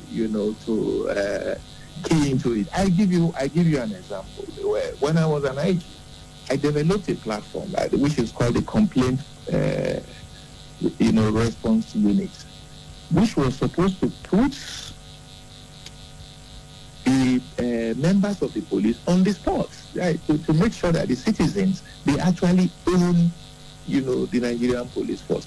All you had to do was to, if you see any conduct of any policeman that is offensive to, good behavior, all you have to do is whether you tweet, you send a WhatsApp message, or you send an email to that platform, and immediately they will respond. I'm sure you must have heard about that platform. There was also the Bright platform. So all we tried to do was, you see, whenever you have an organization that is analog, you always have these issues. So you must be able to, automate that system, make it scientific, make sure that the contact between the average policeman and members of the public is minimized to the barest minimum. Character certificate, firearms licensing, all those are things that, we set up and make sure that you don't have to come to the police station to do that. You just, hook up, align with this thing, upload all your documents, and go to the SIB and get these things done. Whenever there is this constant contact with members of the public, there's always this issue of, give and take, So the members of the public too, they must be aware of their rights, and that is what we're talking about. And you were talking about when these complaints they come. If the police force is one organization that has internal control mechanisms, they have for the officers you can issue them a query, and you process the query to the Police Service Commission, which has the right to whether. Recently, I think the Police Service Commission dismissed some officers for about 9 of them, on ethical conduct. Then you have, for the inspectors and rank and file, you have the Audley Room trial. You see, the idea is that most of these things that the police they do, they are not easily in the public domain because they don't sing about it. They don't, eulogize. So members of the public will not know that they keep on dismissing people on a daily basis and, for one offense or the other. So there are mechanisms for dealing with these things. And members of the public, just as, they took this protest, into their hands this time and said, no, we have had enough. We are not going to allow these things to continue. There are also platforms where complaints, about this misconduct. How easy is it? We have the Freedom of Information request now, which means, the Freedom of Information law, which means I can wake up, I can write an FOI request to any MDA I like, and by law, they should reply with the information I'm requesting for within 7 days. How easy it is to get information out of the Nigeria police? That is what I have just mentioned to you, that there is a platform that is underutilized by members of the public in the police. The Complaint Response Unit. Complaint Response Unit. Yes, it's there. It was, we had it in the headquarters, and we replicated it in the 36 states of the Federation, including FCT Abuja. And let me tell you the novel thing about that platform. When I became an IG, I discovered that we had about 500 ICT graduates that we brought into the system. And I had a meeting with them, and I asked them, I said, look, can't you people develop a software for me that can deal with this issue of people on our boys on the roadblock, collecting money from people, harassing people? They said yes, and we discovered that at least 20 of them had worked with, service providers. Some were with Globalcom, some were with MTN before they came into the police force. It was these young boys, they were ASPs. So, what I'm talking about is that when you have a fertile mind, when you have a vivid imagination of what you want to do, you are mentally mobile. It doesn't depend on the rank. It's for you to just identify the people within the system. They are there. The police warehouses. The best officers, all you just have to do is just to identify them. And they were the ones who developed the software. All I had to do was just to encourage them to say, okay, every month, for your technical, for your intellectual property, I was going to be paying you people 20,000 additional to your salaries. And the young men were excited, and they were prepared to go the extra mile. My conceptualization of the intelligence response unit was also, predicated on, thinking outside the box. So you see, what I think we should be looking at is, competence, professional competence, intellectual depth. That is one of the issues that I think we can use to drive modern internal security management in the country. I mean, this is all fine and good. It's commendable. However, we hear stories of primordial problems, if you like, in the police. For example, I don't know how the police are kitted, for instance, their uniforms, but I have had policemen tell me privately that they pay for their own uniforms. They buy their own kit, brass buttons, socks, boots, and a couple of other things. And when I ask the questions, where do you buy these things from? They say from the police store. And these things are supposed to be given to them, for free. I don't know how long this has been going on, but I've had multiple policemen tell me this.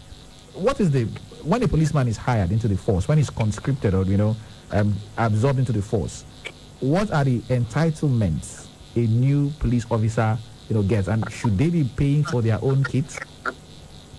Absolutely no. You shouldn't pay. That is supposed to be what distinguishes you from, the civilians on the streets. the uniform. So once a constable comes in and is trained and is being sent out for deployed to the society, is supposed to have at least 2 pairs of uniform. But if the whole thing still boils down to issue of funding, now that they have been able to, the president has assented to the police trust fund. I can let us be hopeful that the police trust fund should be able to look at, these areas of funding for the police force outside the normal budgetary allocation. Let me give you an example. You can draw an example from other jurisdictions. The police trust fund, most of if you've traveled out of this country, which I think you have, tickets that they give, maybe in the UK, for example, the council tax, a percentage of those ones are usually set aside, for policing. Then corporate organizations, like oil prospecting corporations in the country, they are supposed to be a compulsory, deduction set aside for security from the profits that they make. But, we've not been able to really put these things in place in the country. So, all we are relying on, you can even see that the federal government has not been adequately been able to cater for policing in the various states. And that is why you see state governors, once in a while, when they buy some vehicles, even if they are Tokumbo, they make so much fanfare about it. To say, we bought some vehicles for the police. The police is under the exclusive legislative list anyway, just as you rightly mentioned in your introduction. But the funding can never be enough. You can never get sufficient funding from any government that is in power, except you are innovative in trying to see how you can get some additional funding from private partnership arrangements to fund the police force. All right, Mr. Solomon Arase, former Inspector General of Police. I think this is because we are pressed for time. We'll have to call it a day today, but this is a continuing conversation, and we will definitely call on you in the near future. Thank you for your time, sir. Thank you very much, Charles. And don't forget that I'm a retiree, so don't disturb me too much, okay? Okay, thank you very much. All right. That was Mr. Arase. Very, very wonderful conversation right there. Okay, we have to go right now because we have our sponsored program from the International Organization for Migration, IOM, and it's called Abroad Matter. Thank you very much for listening. My name is Charles Oporum. Good morning. This now Abroad Matter. Now migrants as messengers. Bring them for now. Tell your friends, tell your families. Make them sit down and listen. Because Una go enjoy this Obonge program. We welcome Una to the show.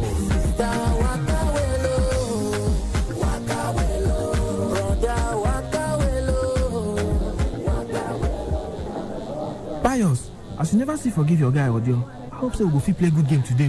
Dudu, I beg no provoke me. I no one even hear that name self. But Pius, as Audio self did the game so. Dudu, I say make you shun that matter. Alright guys, this is the day we don't wait for. Now the first match we will go play for this football academy be this since the last few months. Shame to coronavirus. Corona fit stop our shine. I hope say all of us don't wash and sanitize our hands. Yes, Koshe. Correct. Make we try observe all safety procedures as we take talk am. No spitting anyhow for the pitch. Avoid unnecessary physical contact. Una sabi una teams. Pius. Coach, you go captain this blue team. Thank you, coach. You too much. Monday, captain the red team.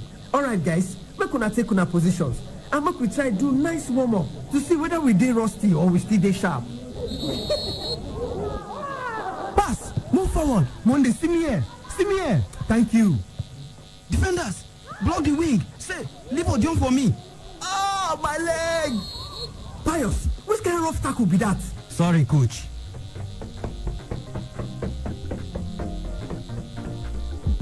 I bet you and Odion get problem before. No, coach. Pius just make honest mistake. Now just honest mistake. Odion, you sure? Yes, coach. Yes, coach. All right. Free kick. Odion, sorry, I beg. I've been just one tap and small. I don't mean to do and reach this level. You want me based on say you vex for me? Pius guy, I did very sorry. You know waiting, Odion. Make we put this one behind our back, I beg. And now you dey talk well. Pius, thank you. Anytime. Oh, money. I beg go. I no be owe money again. Oh, my name now Odion. Why the two of you dey laugh for there? Oh yeah, make una dey serious. Make we play football, Joe. Yes, coach.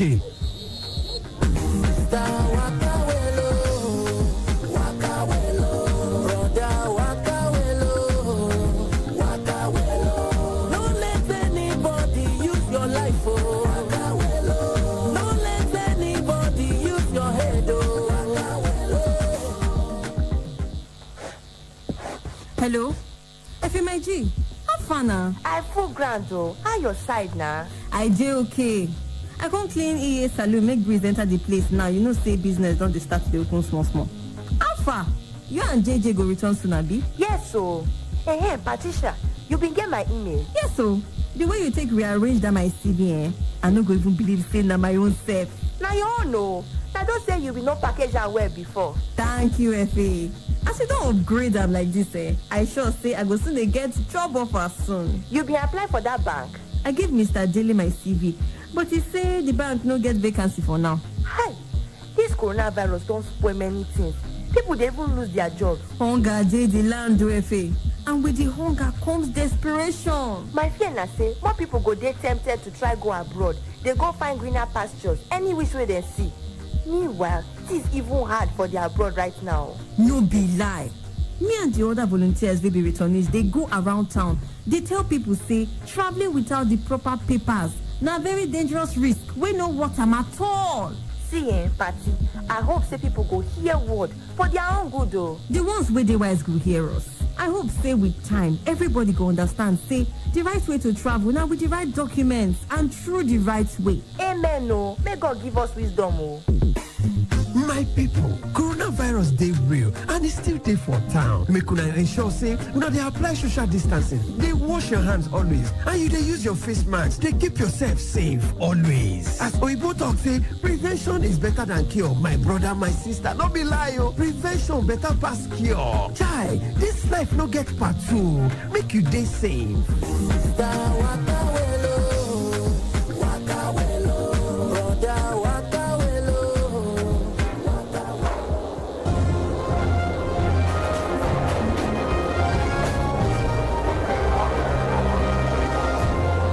Watch Ross Television. And now for the crime news, government talk say Benji Belgium, the Oga Pata of one very bad big gang like this where they traffic human beings. Chunkukere Magumago will go there abroad. He go soon appear for High Court for inside Benin City to take face in judgment. Goodness, oh Sandra, waiting be that. Come on, then we talk about your Uncle Benji for news. I beg, increase the volume. Government don't claim say Benji Belgium, together with some boga boys where they go run hide, say they do very bad human trafficking business for international top level way. They say Benji now and the bad gang so they use Wayo Mago way till they carry people go to Europe and other places for desert way. According to government, so we say not be everybody now go survive this dangerous journey so because some of them they go prison for inside Libya and other places. Why some they go drown inside water where they are fele boats. They try to cross the big sea. Nah lie. Ross Television don't be the hand with the parents or some of the people where this Benji Belgium don't affect so.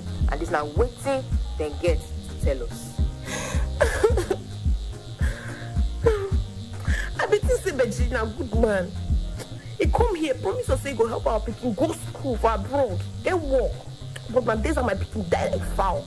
Till today, Benji no clue explain what happen. Benji Belgium. That God will punish her in generation and her family. He talk say he won't sponsor my daughter go make her for Europe. Say she go make plenty money. But now from Italy she end up. They force her to do the kind thing way no good. God will punish that man. Back to sender. Now you where God go punish. I beg where the remote make I off this TV. Goodness, calm down no. You know, say we help your Uncle Benji deceive people. Say an authentic travel agency in the run. Sandra, what do you mean? Uncle Benji force anybody make it travel. The people where he pay money give am. They don't know say a special route they want to take waka. In fact, make we ask Nomare.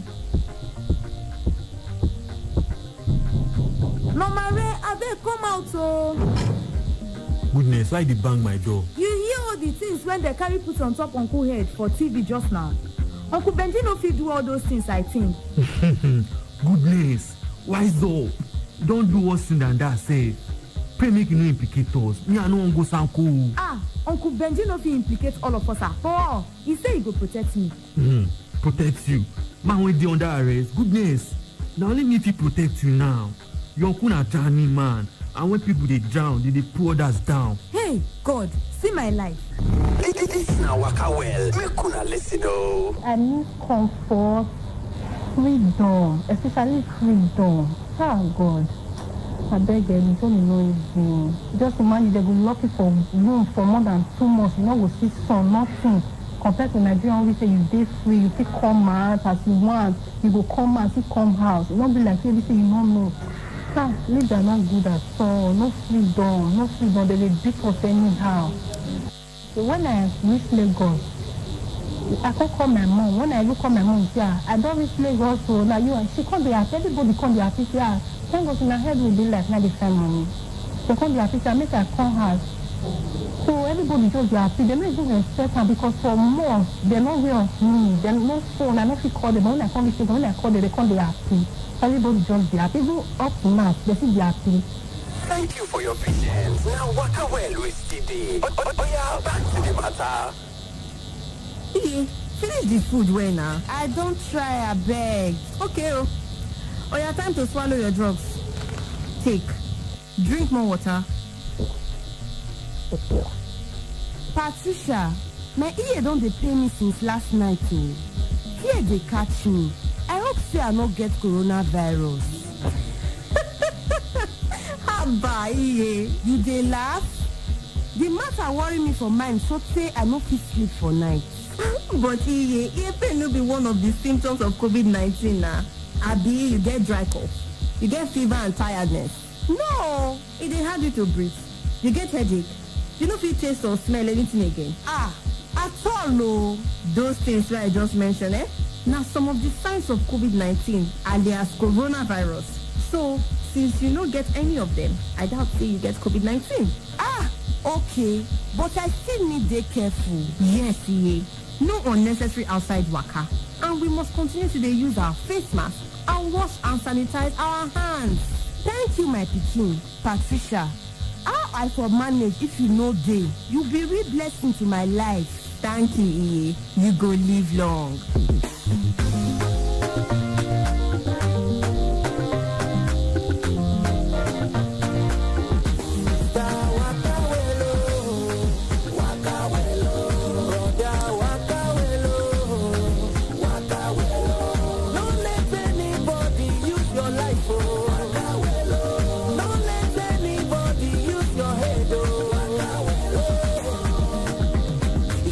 Travel overseas, if you want to travel to Europe, don't let them tie you up.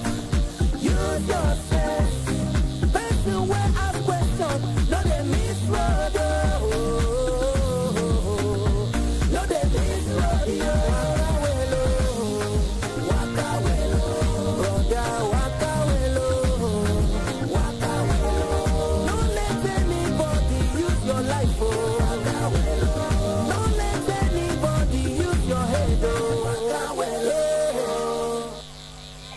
So we will take care of their travel, arrange and everything. You don't need to pay even 1 kobo. And they will go abroad? Yes, in like 2 weeks from now.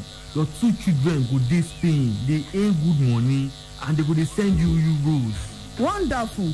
Mr. Nomere, this your talk too good to be true. Now what do they always talk? But I don't help many young and mature people cause go work for abroad. If you allow me help you and your children, you will don't build brand new house by December with the euros where they will sell for you. Wonderful. But come on, not so easy. How them go tell rich hero? Leave that one to me. Just hand your children over to us, then relax. Wait for your next credit alert to the enter. Pitching. So they're not going to need visa to travel? Madam, God work in mysterious ways. But Bible also talk and say, make we dey shine our eye. Mr. Nomere, I dey follow news about that burger where they arrest. What's it be name again? Benji Bejo or something. You know what? If you want to remain in poverty, that's not your business. But why you dey vex? You say you won't help us. I just dey ask question. I don't get your time. Why they try to accuse me? Why you dey see guilty? I been, as I mentioned Benji Bejo, you be one of me guys. Shut up the dirty mouth. You won't slap me? You tell us say your hand no touch me. You won't carry my innocent children go to waiting I don't know. God punish you. Hey, Mr. Man, I see you from far. You won't be this man. She talk anyhow. So, she talk something with her mouth. And you won't use her knock am. Eh? Hey, now only useless men they beat you man no. Now very useless man. He be like saying the one of Benji Bejo boys. So, you be Bogabi. Come here. Why you dey wrong? You for stay. Woman trafficker. Woman beater. Coward. Yes, we don't reach the end of the show, and we dey encourage una say make una stay safe and ask the right question whenever anybody promise una say he won't take una go abroad. If you get any question or comment, make you call or send message to 0907 0071480. I repeat 090 700 71480. Or you can follow us on Facebook for Migrants as Messengers and leave your comment or questions, and we go attend to them. Until next time, make una stay safe and stay alert. Bye.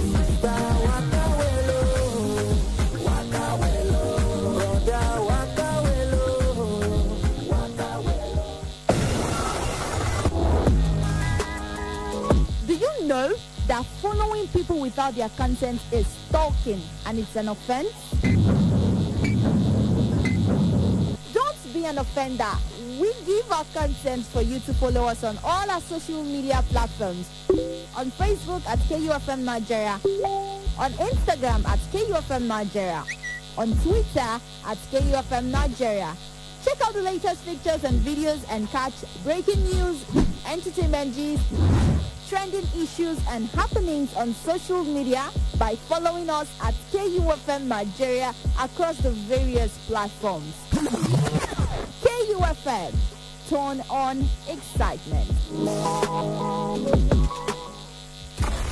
We start your day from the break of dawn till midnight. Like that wasn't clingy enough. We went online and now you can listen to us via our website anywhere in the world. Okay, stalker alert. We told you to follow us on Instagram, Twitter, Snapchat, like our page on Facebook, and even add us upon WhatsApp. Okay, this is definitely creepy. Really? Well, guess what? We are now in your devices. KU 92.7 Radio is now officially an app for your smartphones, gadgets, and many devices. Simply go to Google Play Store and search for KU 92.7 Radio and download the app in less than 3 minutes. KUFM. Turn on excitement. From Benin City to the world. This is 92.7 KUFM News Update. The time is 10 a.m. Good morning and welcome to the KUFM News Update at 10. I am Charles Oporum.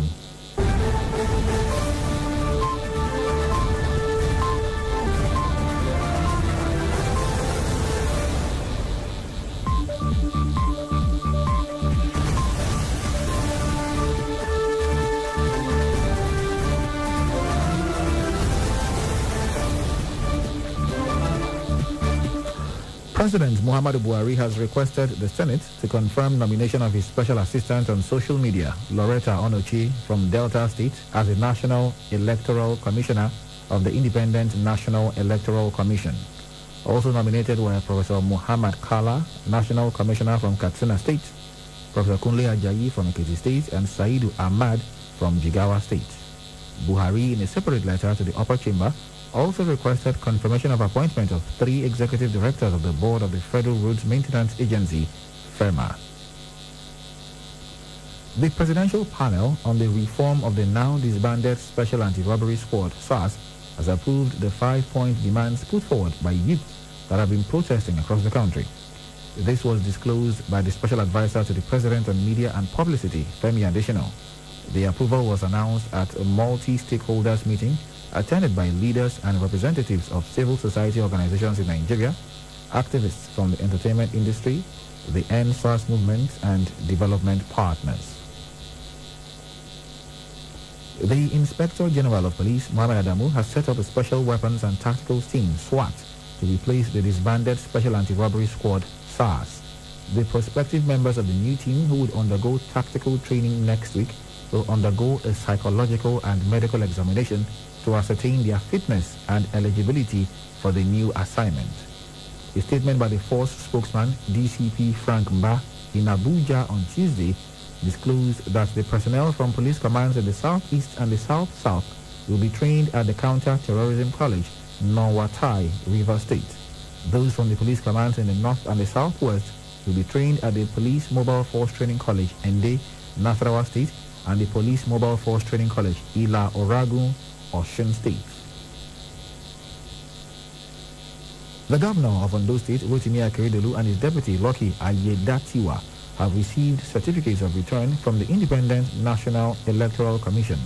Akeredolu received the certificate from the Ondo State INEC President Electoral Commissioner, Rufus Akeju, at the headquarters of the commission in Akure on Tuesday. Meanwhile, Governor Akeredolu on Tuesday visited President Muhammadu Buhari at the Presidential Villa, Abuja, shortly after collecting his certificate of return from INEC. The Nigeria Center for Disease Control, NCDC, is reporting 225 new COVID-19 cases in 11 states across Nigeria, with total number of confirmed cases in Nigeria now 60,655. Lagos has 165 of the new COVID-19 infections, FCT 17, Rivers 13, Ogun 12, Niger 8, Delta 4, Ondo 2, Anambra, Edo, Ekiti and Kaduna 1 each. There are 63 COVID-19 patients discharged across Nigeria in the last 24 hours, with the total number of successfully treated cases rising to 50,006. At least one more COVID-19 death has been reported in Nigeria, with national death toll put at 1,116. And finally, in the news update this morning, renowned poet and emeritus professor of literature, John Pepper Clark, is dead. A statement by the family said the professor died in the early hours of Tuesday. John Pepper Clark hails from Kiagbudo, Burutu Council area of Delta State.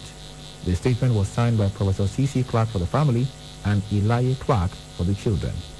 And that's the KUFM News Update on the hour. I am Charles Opperoom saying thanks for listening and good morning.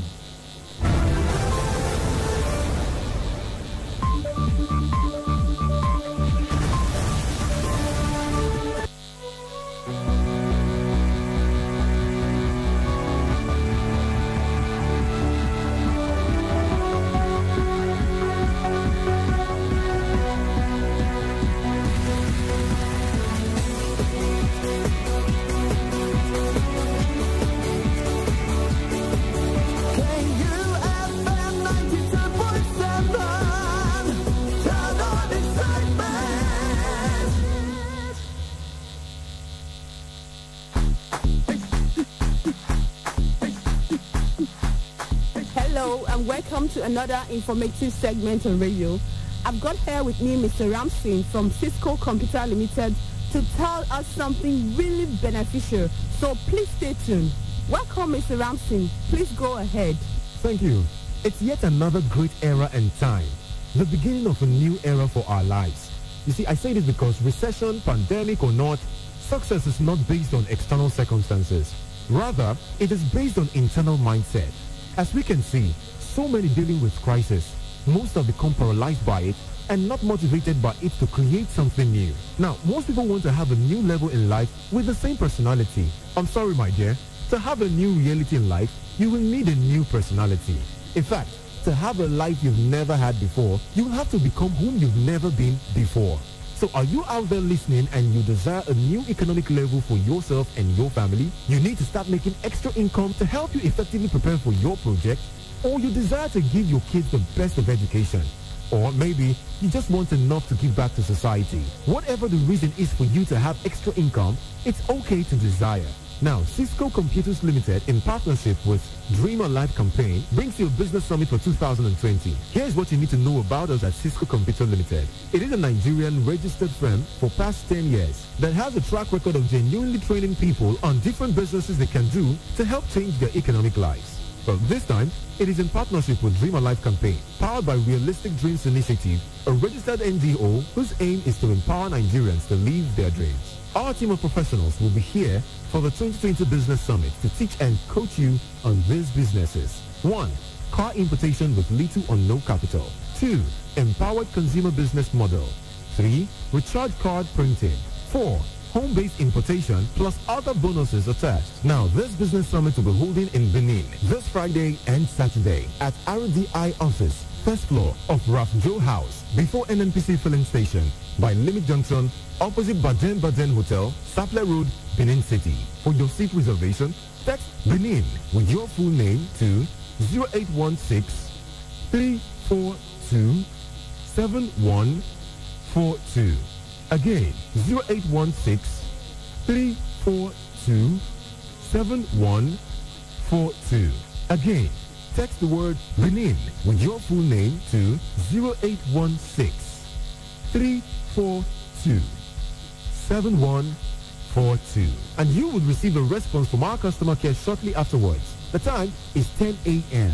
Now, here's the business in detail. For car importation, my dear, we're here to expose to you how you can import cars effortlessly from USA and make good income for yourself and friends. Yeah, as you're attending this business summit, you will be surprised at the amount of profits car importers are making. Now, you can import directly and sell to dealers, or you can sell to individuals and you are the one to enjoy all the profits. Now, here's the benefit. You don't need to use money you don't have to acquire cars that don't have anyone to buy them. You simply select the car a friend or customer needs, and with little deposit, you can bring down the car to Nigeria and they can pay the balance. As you attend the summit, right inside the training, you can start working on importing your first car. Now, you also enjoy free financing support where you can pay small percentage of about 33% of the car and have it delivered to you. My dear, this is one business you can start with zero capital, because you can actually start by being a middleman and make great income for yourself and family. The second business mentioned is recharge card printing. Now, here is the simple statistics of recharge card usage in Nigeria that will blow your mind. According to Punch newspaper publication, date March 28, 2019. Check it out. It states clearly Nigerians spend 767 billion naira on airtime in 3 months.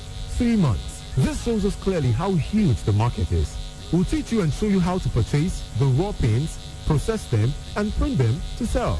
Now, to start and run businesses, you will need what is called recharge card printing software. We sell them now at 30,000 naira, but the participants at the seminar will get it for 10,000 naira, as well as other discounts such as high-speed laptops sold for 39,500 naira. Please note, you don't need a special license to start this business. So be you a graduate, undergraduate, civil servant, businessman, you can do it. Once again, this business summit will be holding in Benin this Friday and Saturday at RDI office, first floor of Ralph Joe House, before NNPC filling station, by Limit Junction, opposite Baden Hotel, Sapler Road, Benin City. For your seat reservation, text Benin with your full name to 0816 342 7142. Again, 0816 342 7142. Again, text the word Benin with your full name to 0816 342 7142. And you will receive a response from our customer care shortly afterwards. The time is 10 a.m. Apart from car importation and recharge card printing, we also have the empowered consumer business models. Now, I know you may be hearing this for the first time. This is exactly the business model that Realistic Dreams Initiative NGO uses to mentor and coach serious-minded individuals to build their businesses. Now, here are the features you stand to enjoy. 1. Low startup capital. 2. Free business coaching. 3. They'll help you prepare economically for your retirement or education financing, and many more. Amazing, right?